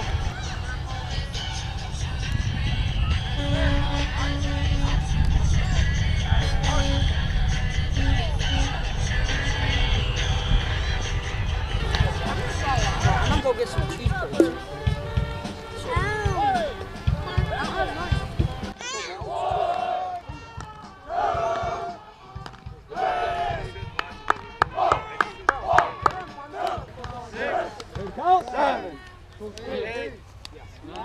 Tuck over it, let's go. Don't be grabbing, grab over it. 12, 13, 14, 15, 16. Here we go, gentlemen. Hey, another five, another five.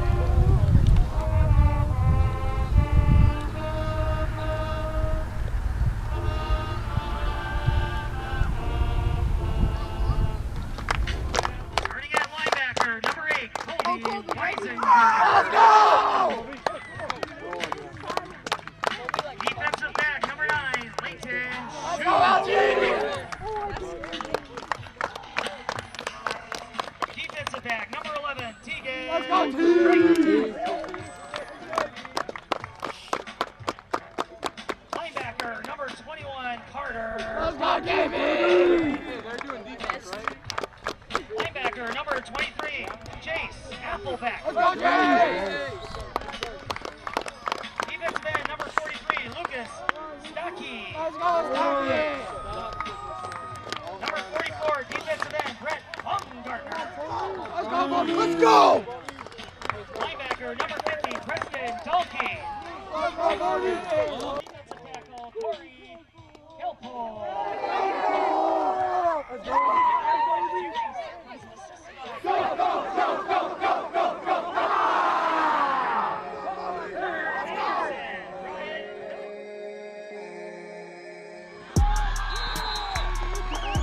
Hey, you're good!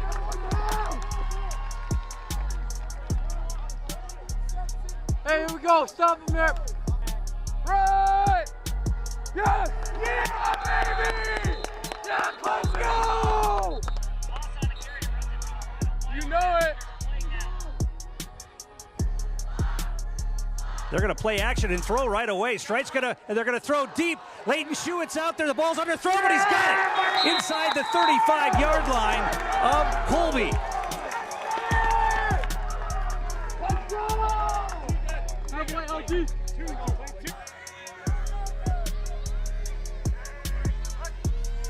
They're going to hand it off. Butt dances inside. One man to power over. He's into the end zone for a touchdown. Just ran over the safety for the last couple of yards. And it's a 15-yard touchdown run for Carter Butt.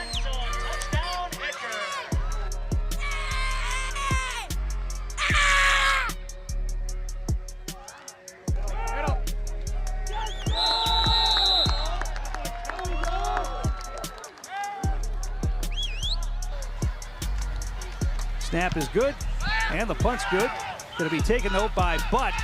They're going to run that reverse and then fumble it. Strite will pick it up and try to get the quarter, and he does, and then he's knocked out of bounds on the far side. This is Butt again, puts his head down, and into the end zone for the touchdown. And Strite wants to throw. He's got a man, and it's in to Schuett for a two-point conversion.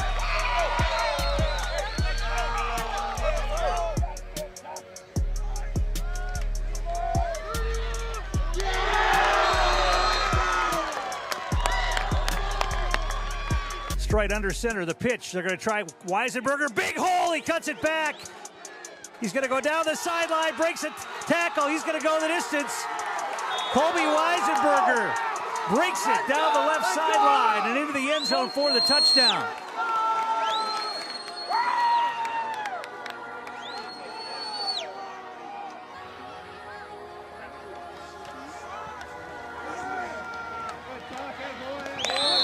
Great job, Tucker!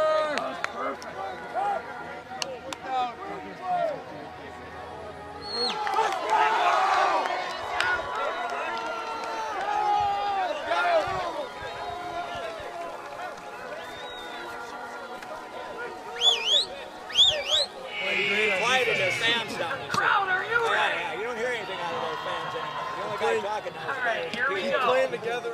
They give it to Carter Butt, and he laterals it back to Strite, goes around the right side and into the end zone for the touchdown. I don't think that was designed that way. Carter Butt was stopped in the hole, and he just turned and flipped it right back to Tegan Strite, who ran around the right side for the touchdown. I've done it 3 times now. Hey, you're good. I hope they throw. Thanks. I'm tired, man. Hey, we're gonna be Right there, baby. No. Who sprayed you? 0. I heard about no, it wasn't.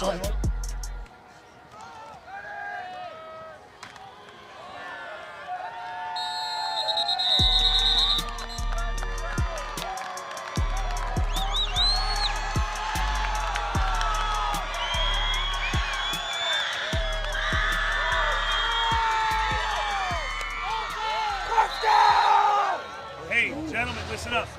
That's not just a one-guy win. That's not just a starters win. That's a whole team win. That's a team win right there from 1 to 40, whatever we have out there on the field, okay? Nice job. Big win. Shutout! Let's go, boy. We're sticking tonight. Let's go. Remember what I said. When you're together and you do your job every play and you trust the guy next to you, great things happen. Big win. Let's go, boys. Yep. Gentlemen, hey, really proud of you fellas on everything that happened out there. Just a ton of heart and effort and soul and buddies playing together, okay? Keep up the good work. Proud of you tonight. Way to go get one. Let's come back on Sunday ready to put the work in. Guys, we're laying a foundation for what it takes to win at a really high level, okay? Upperclassmen keep leading. Underclassmen keep taking notes of what it takes to play the way we're playing right now, because this isn't the end right here, right? This is just the beginning, okay? Keep it up. Nice job.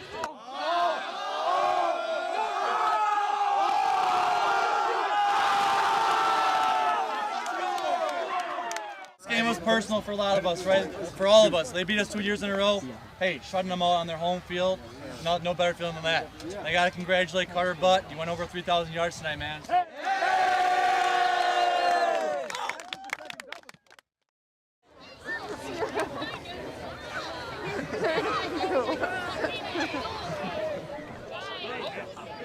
So was it a yes? I said yes! Okay.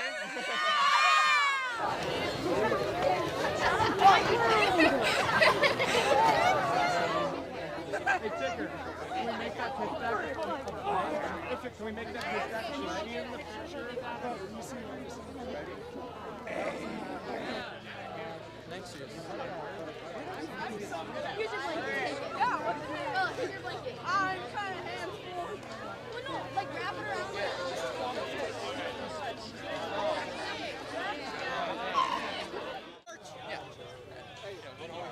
Oh, should we go in here? Nah. Let's go, W! 21 reps! You gotta get in there. Get in there, Ty. Do not do that. Fuck you. Why is Ty? What is happening? We gotta get like low then. You guys are like,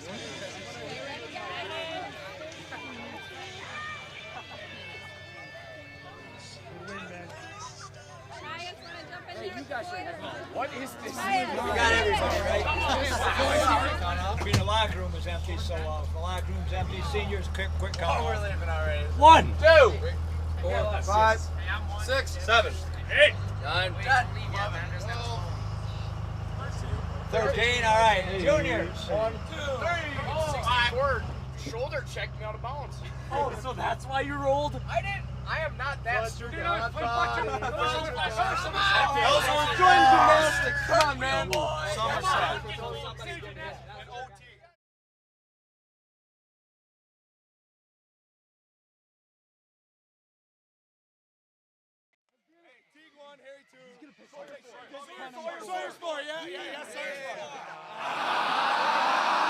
Breakdown! Colby! Breakdown! Hornets! Breakdown! Colby!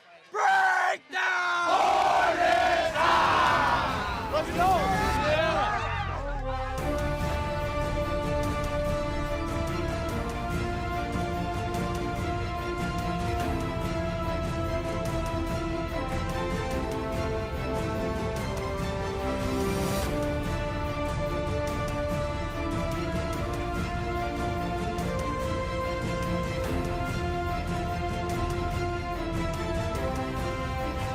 Edgar Football Hard Knocks is brought to you by Security Health Plan.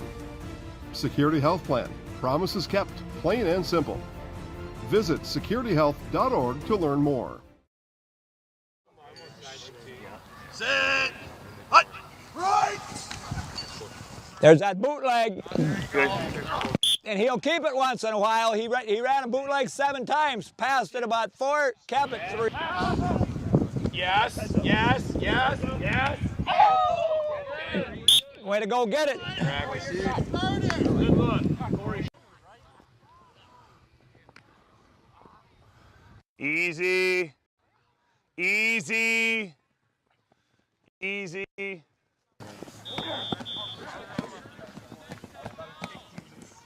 right, good pass. Get it up in the air. When you turn the corner there, you pick up 85. If he's backpedaling. Is this the next weight check? Feed the horse. Hold on, Todd. Right on running full. You're fine. 6 point. At Nicolay Bank, we believe that our hometown communities are the backbone of what makes Wisconsin special. From Crivets to Manitowoc and Algoma to Grand Chute, you see a thriving community with Nicolay Bank working as a partner, acting not as a corporation, but a community. When we serve together with local entrepreneurs and leaders, great things happen. That is our guiding principle. A strong and successful hometown means a strong and successful Wisconsin. We are proud to be a part of that. Nicolay Bank. Real people, real conversations. At Nicolay Bank. Scotty's Pizza and Chicken, how can I help you? Scotty's Pizza and Chicken has been voted best pizza in Marshfield 15 years in a row. Scotty's Pizza and Chicken is ready for your call now at 715-384-8118. Choose Drunken Chicken, BLT, Western, Mac and Cheese, Sweet Chili Chicken, and more. Plus, Scotty's has roasted chicken, fish, sandwiches, salads, and desserts. Scotty's Pizza and Chicken, 715-384-8118 and Scotty'sPizza.com. Scotty's Pizza and Chicken, how can I help you? Scotty's Pizza and Chicken, how can I help you?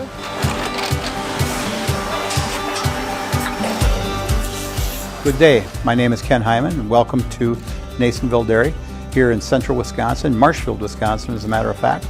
We make a lot of different cheeses. We make cheddar, Colby, Monterey, Farmer's Cheese, Pizza Cheese, Quesa Blanca, Quesa de Fear, Seco, Parm, Romano, Asiago, Fontina, Feta Caseri, Caflateri, Cafla Graviera, 20 different flavors of Monterey, as well as making Edam, Gouda, and Munster. And the cheese be with you.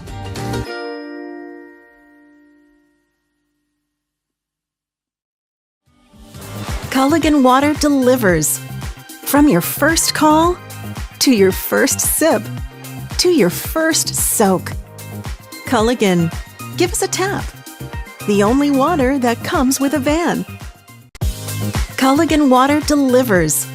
From your first call, to your first sip, to your first Granite soak. Shop, we take great pride in what we do. We offer high-quality natural stone granite as well as a huge selection of man-made stone. With full slabs as well as a variety of partial remnants, you'll have no problem finding the stone that was meant for you. Our high-end, high-quality granite, quartz, and marble is perfect for any kitchen, bathroom, or remodel need. We are locally owned and operated on County Road C near Stratford. We service all of Wisconsin. At the Granite Shop, we take great pride in what we do. I don't like that it does that. We should just, I wish it was like the old time, like we're just paid to black. Alrighty, well, we hope you enjoyed that halftime presentation courtesy of Edgar Football, Edgar Hard Knocks. Got plenty of football action here on Zaleski Sports tonight. I'll tell you about that in just a second. The Milwaukee Brewers leading 16-0 in the ninth inning. Rowdy Tellez on to pitch. Yes, you heard that right.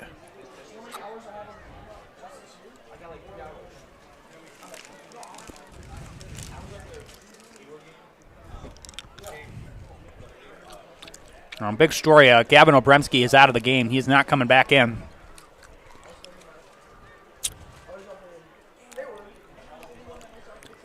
Bit of a football upset yesterday. Mondovi defeated Regis in football.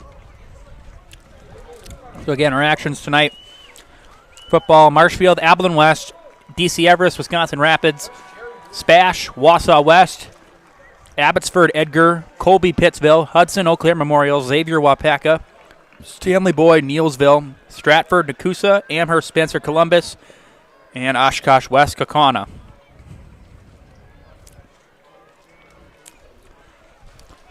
Mosinee with a comfortable lead. They're up 27-0.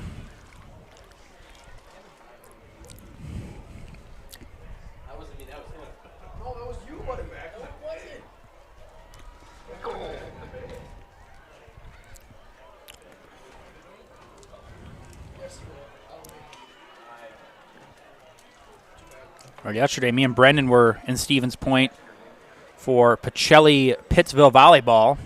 Pacelli swept the Panthers last night. Impressive win for the Pacelli volleyball team. Back-to-back sweeps for Pacelli. They swept Tri-County on Tuesday and swept Pittsville yesterday.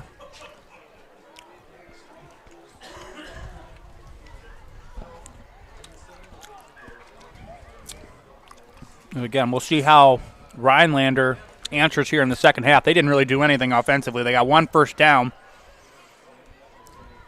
I mean, share your thoughts, Brendan. What do you think Rhinelander needs to do to get back in this game?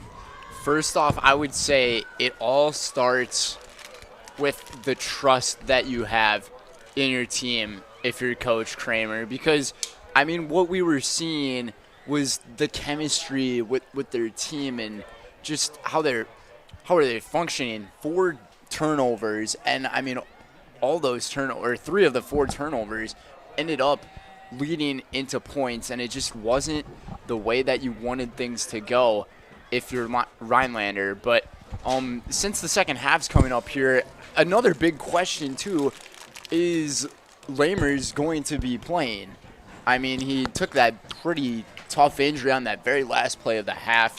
And we're probably going to see a backup quarterback against a backup quarterback going into half number 2 of this game. Travis Stoffel is going to come out and play. He's warming up on the sideline. So it'll be interesting to see.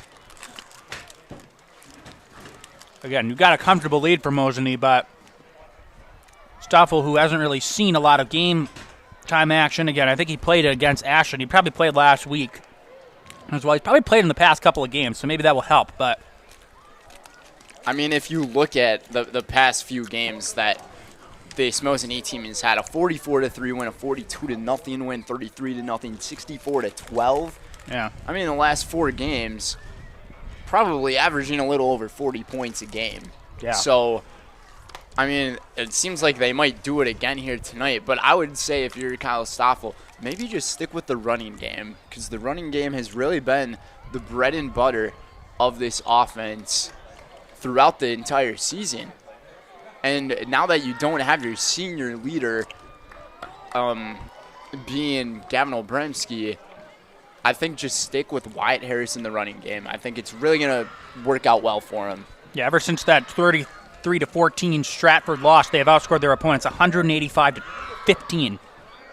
And those numbers are, I mean, that's high school football numbers right there. You never see anything like that in a college type of environment or even in the professional level. And again, and playing good teams like Stratford is great because it builds experience. Rather than just playing teams that you know you're going to blow out all the time. Again, conference, you can't help it. That's who you're going to play no matter what. Well, non-conference, if you play teams like Stratford, you know you're playing good teams that you might see in Madison, you might see in deep playoff runs. Again, Mosinee won't play them per se, but you get my point. And you know for sure that this team would like to have a rematch against that Stratford team because I mean, look at how complete they are. They've just been dominating on both sides. And, I mean, that stat that you just said pretty much says it all. When you got that much momentum carrying with you, up until the point where they lost their starting quarterback, of course. But, I mean, when you have all of that going forward with you and you get to receive the ball in the second half, and I don't know. I would love to see a rematch of that game again.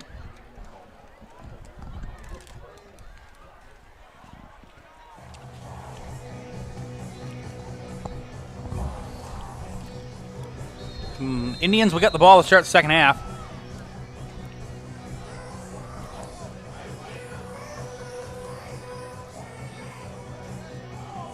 Milwaukee Brewers wrap up their win 16-1. Rowdy Tellez pitched a scoreless ninth.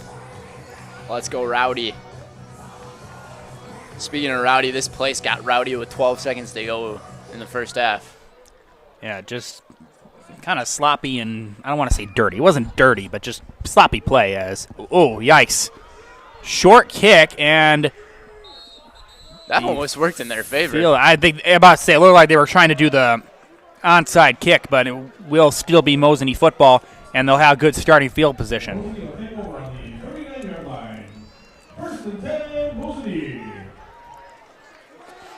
So here we go. Stoffel's going to come under the quarterback position now. Abremski's out. And I did not see.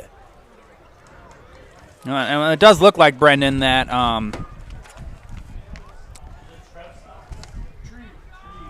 Tree Stoffel, yeah. It does look like that Lamers is out there on the defensive position, so we might see him come back in as quarterback. Stoffel gives it. And powering forward. And, still going. What a run by Harris. He's finally brought down. As Ives was there. I thought Harris got wrapped up about near midfield. He kept going. He's got got plenty for the first down. And again, you might see a little more of a leniency here on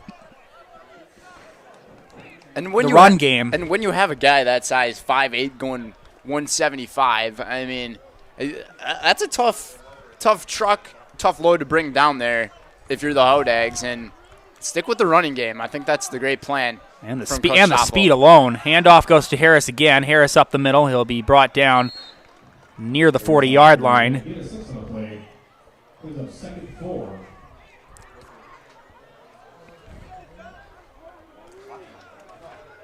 Clock continues to run. I'm going to mark him a bit short. They're going to mark him at about 37. Oh, sorry, no. The 42-yard line. Gain of 5. 2nd and 5 coming up here. Keep forgetting they flipped. They got to the other side of the field. Doesn't work the way I thought it did. Stoffel gives it to Harris again. Harris got a big seam and a first down and plenty more, and he's down inside the 25 of Rhinelander. That one right there almost looked like Mosinee could have had a free play. It looked like it would have been a neutral zone infraction. No flag was thrown out there onto the field nonetheless, though. I mean, talk about Wyatt Harris doing a lot of the heavy lifting right now for this team. 2 weeks ago, he was our player of the game. He had over 130 rushing yards and had a couple of scores. He's got a couple here tonight. 1st and 10 from the 25. Give it to Harris again. Harris has got another seam, and he's going to power forward. He's going to get another first down. He's the homecoming king, so let him be the king. Him and Keegan Jersley. 1st and 10, Mosinee.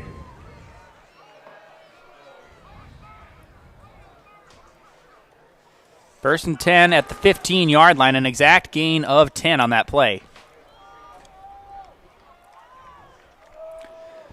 Mosinee well in control of this game.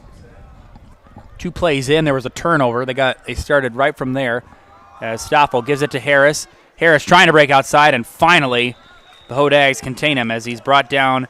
First man there was Sam Balge. You know what Wyatt Harris kind of reminds me of a little bit here, Jack? I would say slightly like Christian McCaffrey, but obviously not to the absolute skill level of Christian McCaffrey. Size, yes. Speed, though, I would equate him more to LT. I could see that too. Yeah, I mean, just with the size that he is, being 5'8", only 175. If he's able to bounce it to the outside quicker. Stoffel's going to throw his first pass of the night. That pass is caught. Jersley is going to take it in for the touchdown. Keegan Jersley, his third touchdown of the night, second receiving touchdown. 15-yard touchdown pass from Treve Stoffel. 33-0 Mosinee. An impressive drive by the Indians to start the second half. And no starter, no problem. That's what it is right now for Mosinee. I could see them going for a 2 here to possibly make the clock start running, trying to make it a running clock. But that was such an impressive drive. They stuck with the running game and then a couple of passing plays to get it done. That was a good move by Stoffel to just roll out, find a receiver. Good move by Jersley. Here's a handoff to Harris. He's going to power forward, and he gets in, and the conversion is successful. 35-0 Mosinee.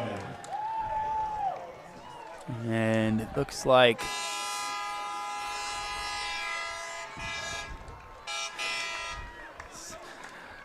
the truck horn honks again. 35-0 Indians. I didn't know we were in Clintonville, Jack.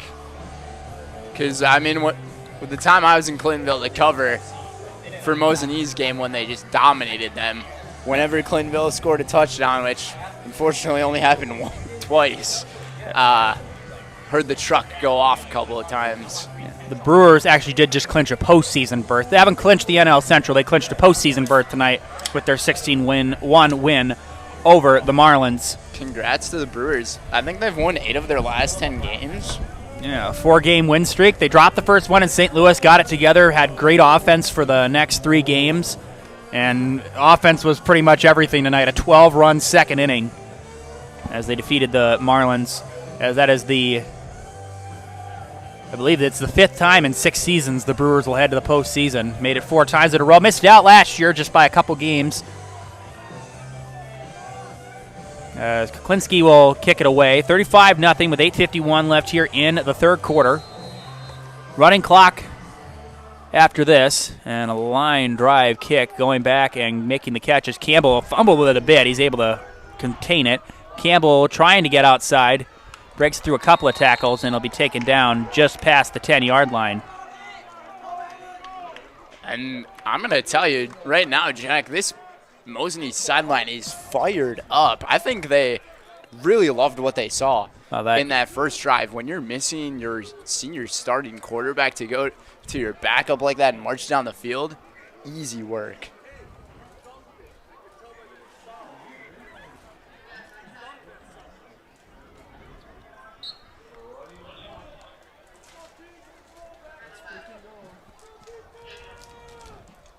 As I said, I saw Lamers back out there, so looks like he'll come back out. Truman Lamers. 1st and 10 from the 15-yard line. And Lamers hands it off. And a short gain as they'll just get past the line of scrimmage. And now that it's a game that seems like it could be out of reach, we've seen really large comebacks before, but not really. And now, but now you don't have the clock on your side. That's the only problem, and you don't want to waste all your timeouts. Yes.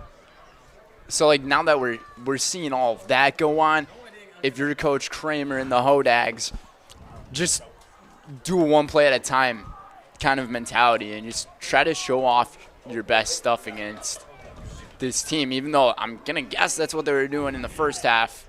Just try a little more. As a low snap, Lamers lost it, and the ball is out. I think Mosinee's got it. We'll see what the signal is. We're waiting for a signal, and it's Mosinee football. That is I believe that's the fifth turnover, I think. 5th turnover overall. 5th on them, I believe. Oh, yeah, the 5th. So 7th overall. There's been 2 on Mosinee, 5 on Rhinelander. So it'll be 1st and 10 coming up from the 18-yard line. Thank you. I was a little. It just hasn't been a clean. I don't know what it is. The transfer from the center to the quarterback. It's been a struggle. Everything with the snap. It's been a struggle all night. So 6:26 as Stoffel back in. And Stoffel keeps it. He's got a lane. Gets to the outside and a shovel to. What a play! Touchdown, Yurkovsky. Wow. Unbelievable. The From lateral. Backup quarterback, too. The lateral. Stoffel knew he was going to go down. He lateraled it to Yurkovsky. A touchdown. 18 yards. What a play. Treef Stoffel right now is playing like he could be the starting quarterback of this team. One play going the distance. And, I mean, such a heads-up play, too. I mean, he was rolling out to his right and just able to pitch it onto the outside as he was about to get tackled. Almost like a read option. 3 for 4 tonight and make it 4 for 5. That's a bomb of an extra point as well. So 42-0 Mosinee, a touchdown, second touchdown drive under the helm of Treef Stoffel. So in a big VFA clash, Spash leading Wausau West 14-7 with about just a little under 8.5 minutes left.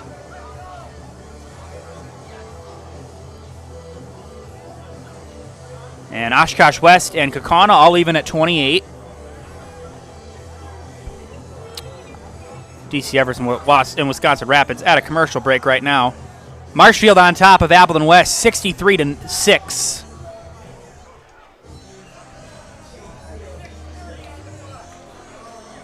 $43-0 Edgar leading Abbotsford. 44-0 Stratford leading Nakusa.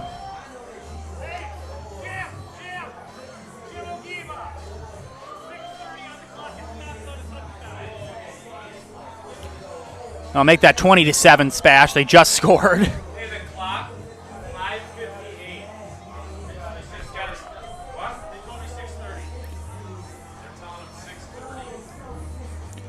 Hudson all over Eau Claire Memorial tonight, 41-0.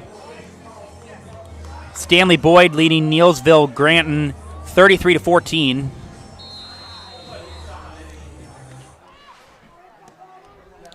And a line drive kick. And that'll be returned. And on the return, and trying to get around, and still going, and it'll be knocked out inside the 30. The return by Curl Vanny. Let's see here. Colby all over Pittsville, 43-16. Amherst on top of Spencer Columbus Catholic, 42-14. And finally, Xavier all over Wapaka, 35-14. Our good old friends down in Wapaka. Yeah, this time they're hosting the Hawks. We were in Appleton last year for that Xavier game where Mr. Rocky Blyer was in attendance. 1st and 10 from the 30-yard line. They're spotting him right at the 30 as low snap. Watch in out. Trouble throw. That is caught. That's and gotta Vanny hurt. will get past the line of scrimmage as again Lamers took a shot. And he took a big one at the end of the first half, and that probably didn't feel too good. Again, I'm sure he's still shaken up. Jerry Strait with a really big hit right there on Lamers, and I mean he's still wobbling a little bit. Hopefully he's doing all right there. Short gain of 3, 2nd and 7 from the 33-yard line. With 4.5 minutes left here in the third quarter, 42-0 Mosinee on top of the Rhinelander Hodags. In this great Northern Conference matchup. Low snap again. Here's a handoff, and Heck powering forward, and he'll get a couple. If I had $1 for every single time you said low snap or high snap in this football game, I think I could almost buy myself a Tesla. Oh, that's a lot of nickels then. Oh, I'm not even talking about nickels. I'm talking about just getting some George Washington dollar bills. That'll still be a lot of dollars. 3rd and 4 from the 31-yard line with 3:50. It just seemed like it's been like that all night tonight. It's either been high, low, or fumbled most of the time. There's a good snap as they give it to Heck, and he got nothing. Might have gotten maybe a yard. He might have gotten back to the line of scrimmage. Either way, and he didn't get anything. It'll be 4th and 4 coming up here. Is that the student section singing happy birthday right now? Oh, it's Aiden. Oh, there you go. See, Brendan? Aiden Shaughnessy's birthday today. A good birthday present Most likely a homecoming win. Wyatt Harris ends up giving him a hug over there on the field. It looks like, again, a homecoming victory unless you got the Atlanta Falcons offensive coordinator or... 4th and 4. You got nothing to lose going for it here. As a handoff, Campbell trying to reverse outside. He's got a long way to go. Breaking a couple tackles. He's going to get the first down. Nice run there by Peyton Campbell. And he'll pick up the first down for Rhinelander. I didn't think at first it didn't look like he had a shot to get that first down, but he broke some tackles, made a nice cut, made some good moves. And it'll be 1st and 10 from the 49-yard line of Rhinelander. Good to see some of their guys being able to make some plays, because we just haven't been able to say too much about this Hodags team, and especially just getting the ball past the first down sticks. But really nice run by Campbell. Just their second first down of the night. Again, 5 turnovers is never going to help you. Lamers back in there. Snap to Lamers. Lamers rolling back in trouble. He's going to throw. That pass is caught by Heck. Heck wrapped up immediately and thrown down to the ground by Wyatt Harris. What a read by the Mosinee defense. The entire bench there was yelling screen pass the whole way through. Just 1 yard gain on that play. 2nd and 9. Today's game is presented by Fleet Farm. Sign up for Fleet Rewards and get great deals sent straight to you. Plus, you'll earn points on every purchase made in-store or online. Sign up now at fleetfarm.com. Get everything you need in one stop. Get it all at Fleet Farm. 2nd and 9 from the 50. Low snap. And Lamers gets it to Campbell and hands it off to Bates, and Landon Bates to the outside. And he's got a first down. Very close. I thought he might have grabbed the face mask there of Yurkovsky. Either way, it's... Let's see where they mark him. And they are going to move the chains. So some creativity there. Again, Lamers was under pressure yet again. Got it to Peyton Campbell, got it right to Landon Bates. And Bates made a nice move to get to the outside and pick up that first down for the Rhinelander offense. And yet again, it was a low snap. So it turned into a play that could have turned into an absolute disaster, into something worth positive yards and getting you another first down. Yeah, absolutely. That's a big part of this game for Rhinelander, just in these later stages. 42 seconds left. Here's a handoff. And Heck gets it, and he didn't get much. As that's going to take us at least near the end of the third quarter, I should say, not the first half. We'll see what Rhinelander chooses to do. They probably will need to run at least one more play without getting to delay a game. Badgers lead Purdue 30-17 right now with about 8 minutes left in the fourth quarter, so not over yet. Looks like it's going to be the end of the quarter. And they are just going to run it to the end. So we have played 3 out of our 4 quarters tonight. Mosinee all over Rhinelander, 42-0. And after 3, Mosinee in complete control. We'll bring you the fourth quarter after this commercial break here on Zaleski Sports. 42-0 Mosinee on top when we come back. Why work for Staub Construction? Everybody around you is just family. Everybody seems to bond together and get along good, and they, I believe, truly care about their employees. Staub has a great benefits package. Staub is an employee-owned company that puts a large emphasis on work-life balance. And everybody wants to see everybody succeed. It's a good place to work. Join the team at Staub Construction. Apply now at staubco.com. Why work for Staub Construction? Everybody around you is just family. Everybody seems to bond together and get along good, and they, I believe, truly care about their employees. Staub has a great benefits package. Really got to understand what a nurse is. Do they focus on you? You know, do they make sure that you're comfortable? And you know, that's what Shai has. It's the connection that he has. You know, my best interest in mind. Always. Why wait another day? Let's take the next step together towards a better life. I really got... Fourth quarter, it's jump around time. 42-0 Mosinee, and the student section's got something to jump around about. Lamers is going to throw, and that pass is incomplete. Kind of almost spiked into the ground. So that'll bring on 3rd and 9 coming up here for Rhinelander.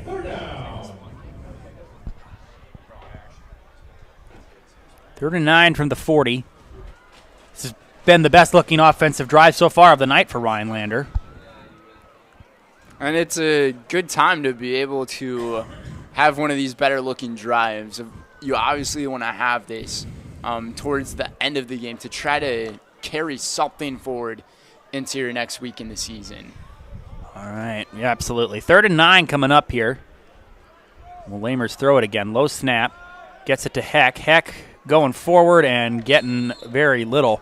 And that'll bring on 4th and mid coming up here for Rhinelander. At this point, you might as well just be going for it. You have nothing to lose. I would almost take a shot down the field.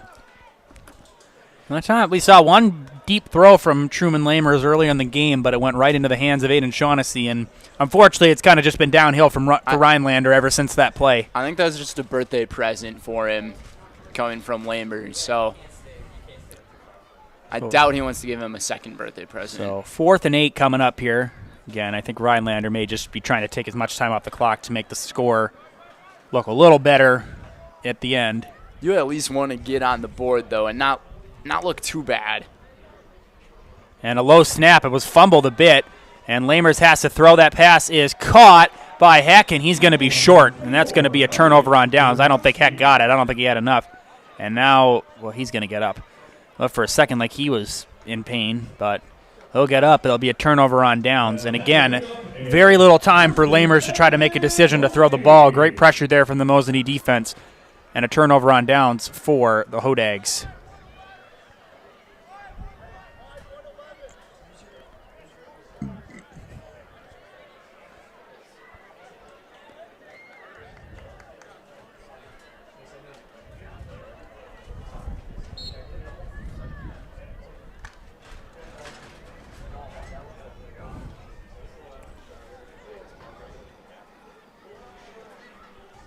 So, 1st and 10 from the 39. Stoffel with a handoff.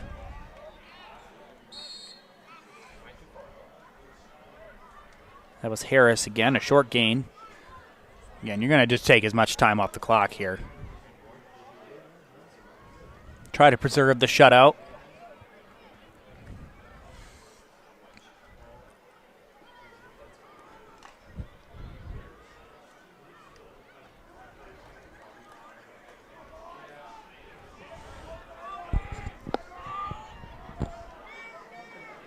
As we got a whistle, and that should be, I believe, a false start. We'll see what the call is. False start on Mosinee. They'll move the ball back 5 yards. So right now with this Mosinee team being at 42 points, their last 5 games, including this game, they've been averaging a total of 37 points per game. Impressive on the defensive spectrum, and they haven't allowed a lot of points. Ever since that Strattville game, they've shut out teams twice, and they've only allowed 15 points. 12 to Clintonville, 3 to Hayward last week, and they shut out Lakeland and Ashland. I like what you did there, Strattville. Ever since ooh. And that just looked bad a little snap, wild. ball still loose, and I think Mosinee still fell on it. I think number 5 might have fell on. Or I don't even know what happened there. I think it was recovered. I think Ben Schley got it. Yes, Ben Schley recovers. So it'll still be Mosinee football. Will bring on 3rd and long coming up here for the Indians. And that play just looked wild all over the place. It almost looked like they're playing a little bit of pinball out there. It does look like that the backups are starting to come in here for Mosinee. Again, you got this game well in hand. No need to risk it with your starters. Going to next week against San Diego healthy. 3rd and 14. Here's a handoff. No, a fake handoff, I should say. That pass is caught. They got a long way to go, and they'll still be well short. That was made by Colton Sherrick. So it'll bring on 4th and long, and the punting unit will come out for Mosinee.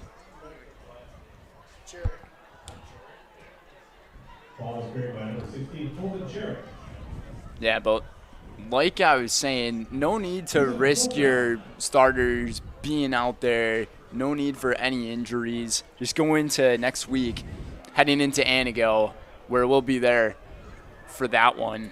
Yeah, it's big. It's big to just stay healthy. Again, these next 2 games against Anago and Medford are big because those might be your biggest competition for the conference title. At least Medford. Anago, again. Rhinelander's in danger of getting shut out for the 2nd straight week, as calling for it and making the catch is Lamers. A fair catch at right about the 25-yard line. They'll probably mark him right there.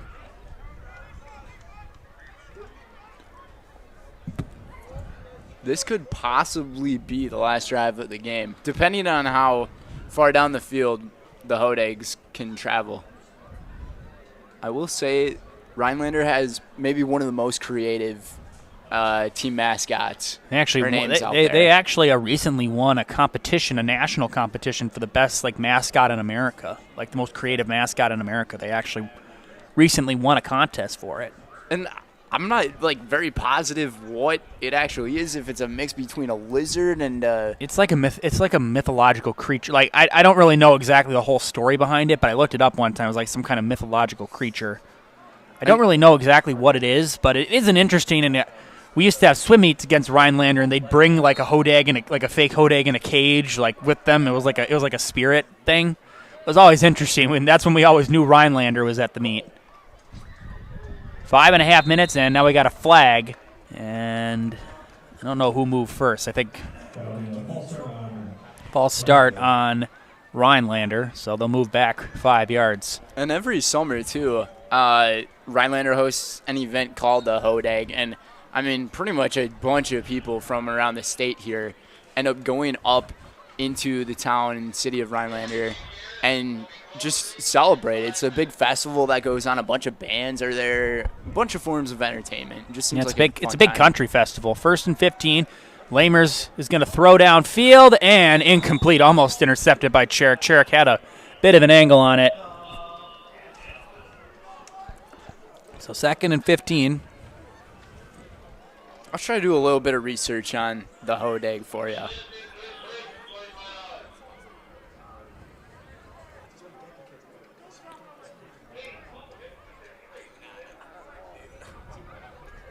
So the Hodag, yes, to what you were referring to, it's like a folklore, fantasy type of thing, but it's a fearsome critter resembling a large bullhorn carnivore with a row of thick curved spines down its back. So it's pretty much like a mix of like a frog and a lizard, but like a dragon. Has a handoff and a short gain, as that is carried by Logan Schwinger.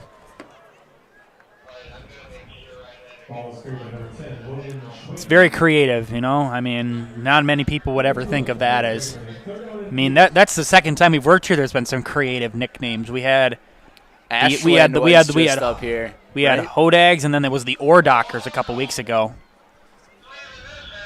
You gotta love the sense of creativity, and even next week you're gonna have the Red Robins. That's a unique name too of Anago. I mean, big shout out to the marketing teams and crews. Lamers fakes to a couple people. He's going to throw downfield, going to finally take a shot, and that is incomplete. That was intended for Landon Bates.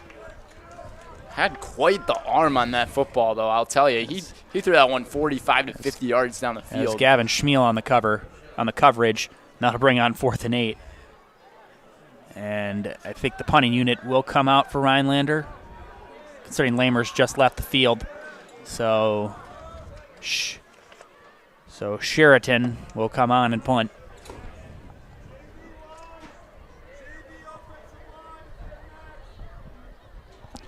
Looks like our coaches have said that the JV offensive line is going to come in for Mosinee on the next drive. Good thing that they get to have some playing High time. Snap fielded by Sheraton. And a punt going back, and that'll take a hop. And it will continue to roll. It'll take a nice Hodag bounce, and it'll bounce inside the 15-yard line. As Carter Fandry was back there to look for it. And that is where the Mosinee offense will take over with just a little under 2.5 minutes left here. Brendan, you were wrong. That was not the last drive of the game. I was going to just hope and assume that Rhinelander would have been able to orchestrate and put a little bit of something together, but 3 and out. with Rhinelander. Again, 2 weeks ago they got a 13-7 win over Hayward. Last 2 weeks, though, have so far been outscored 66-0, 24-0 last week against Antigo, and 42-0 here against Mosinee. As we got a whistle. Flag. I think this is going to be a false start. And that's about the only thing I will say about Mosinee. They've had a couple false starts tonight. Now, again, I will say this. They did say this was their JV offensive line for the most part. So I think that was probably part of what happened on that play still. Just something you got to work on in the future. You don't want to make too many mistakes. Is the Mosinee student section pumped up here on homecoming weekend? Because they're going to get a win tonight and most likely a shutout. Here's a handoff and a short gain, as they'll get a couple yards short of the original line of scrimmage. Clock will continue to run as that'll take us under a minute. Coming up next is the post-game show, where Brendan will interview Coach Kyle Stoffel and a player of the game.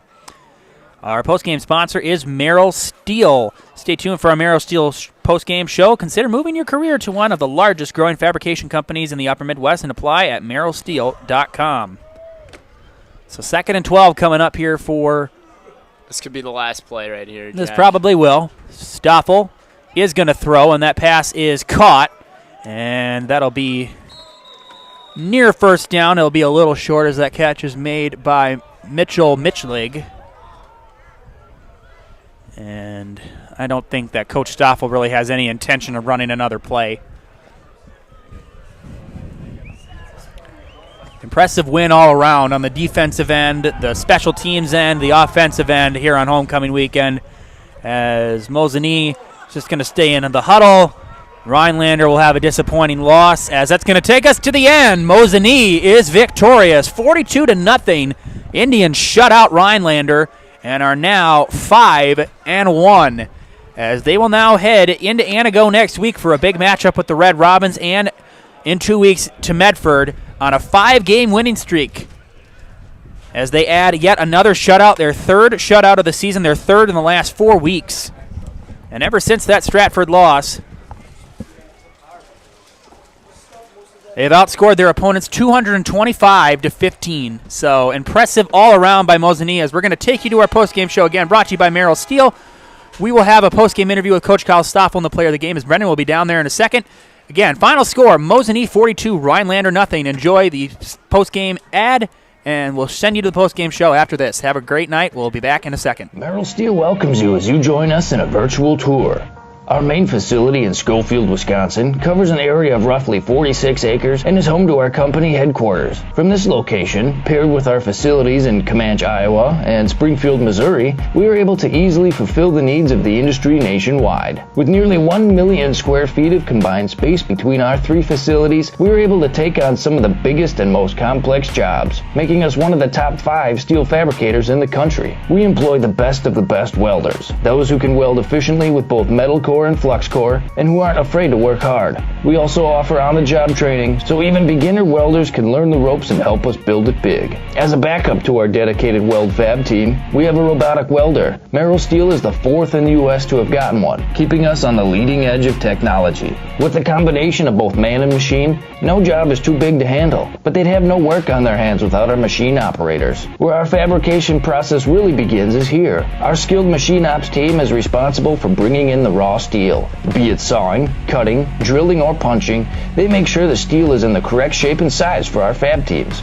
As an addition to the machine ops team, we've recently purchased multiple Python X machines. These handy systems have given us increased productivity, unmatched cut quality, and predictable and consistent throughput. Moving away from fabrication, we come to our coating department. One of the unique benefits of working with Merrill Steel is our in-house blasting and painting capabilities. Many projects require a complex coating system, and that's where we shine above the competition. We regularly apply corrosion-resistant coating in-house, as well as intumescent fire protection when needed. We hold the endorsement for sophisticated paint and coating from AISC. This, along with our NACE certified inspectors, ensure a high-quality finish for every piece. The loading and staging process, sandwiched between the end of production and shipping, is an important important step in the fabrication process. Within a moment's notice, we are able to handle and place an entire load onto a trailer for quick delivery to a job site. Finally, the last stage in our process is shipping. Our transit company, Merrill Steel Transit Services, is a wholly owned subsidiary of Merrill Steel Incorporated, consisting of more than 20 state-of-the-art trucks designed for transporting oversized and overweight shipments, along with hundreds of trailers ranging from 48-foot flatbeds to heavy-haul Jeep and booster combinations. We employ only the most highly skilled professional drivers, highly experienced mechanics, and knowledgeable office staff who work as a team to provide cost-effective service in a timely manner. Our shipping fleet is a major reason why we are able to be competitive throughout North America, including the contiguous 48 states, Alaska, and Canada. Thank you for taking the time to learn a little bit about us. We look forward to having you join us in building it big.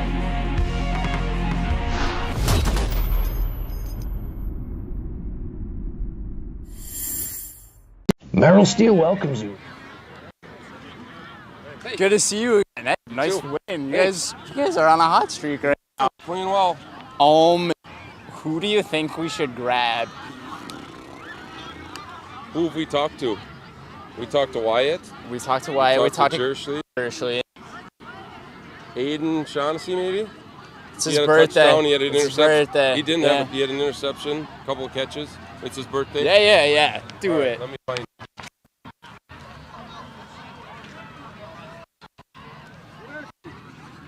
Where'd Aiden go? Aiden. We'll go right at the 30 right here. Welcome to the Highlight House. Thank you. Yeah, congrats on the win.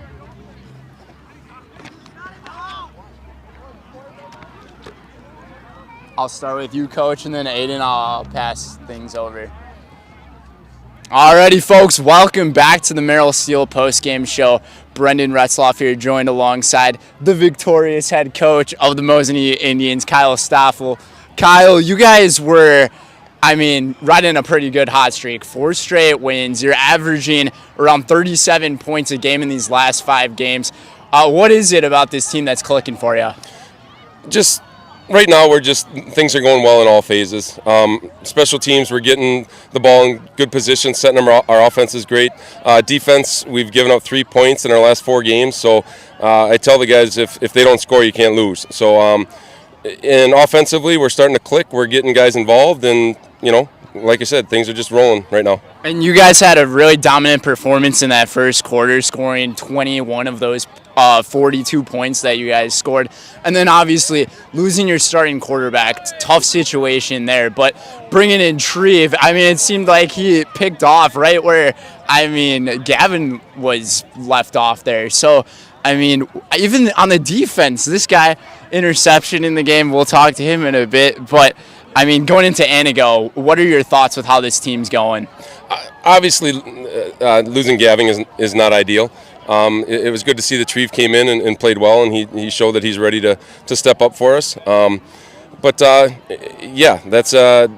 got a little chippy. We got a little out of control. We'll work on that, and we got to avoid that in the future.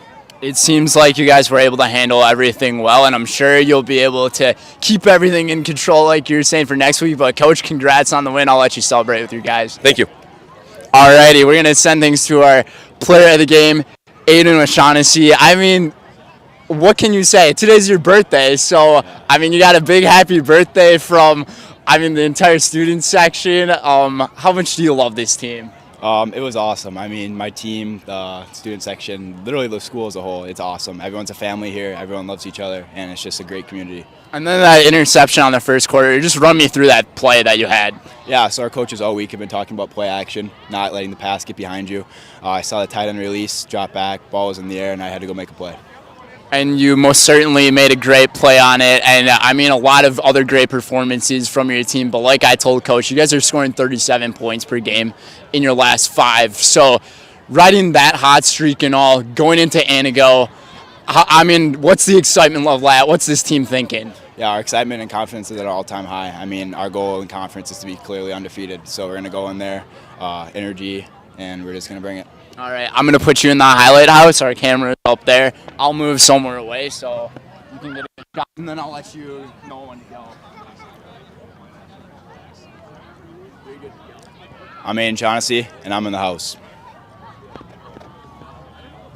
Oh, I can take Mike. Congrats on the win, Aiden. Yes. Alrighty, folks, that's going to do it for us here on the Merrill Steel postgame show. Mosinee taking this win home against the Hodags, 42-0. We'll see you guys next week for when they travel over to Anago to take on the Red Robins. And I'm going to guess that this team is riding it pretty well, and things are going to continue to move forward for them in conference play. So we will see you guys later. Have a great night, everybody. This has been us on Zaleski Sports. Brendan Rutzloff, Jack Weber. Have a good night.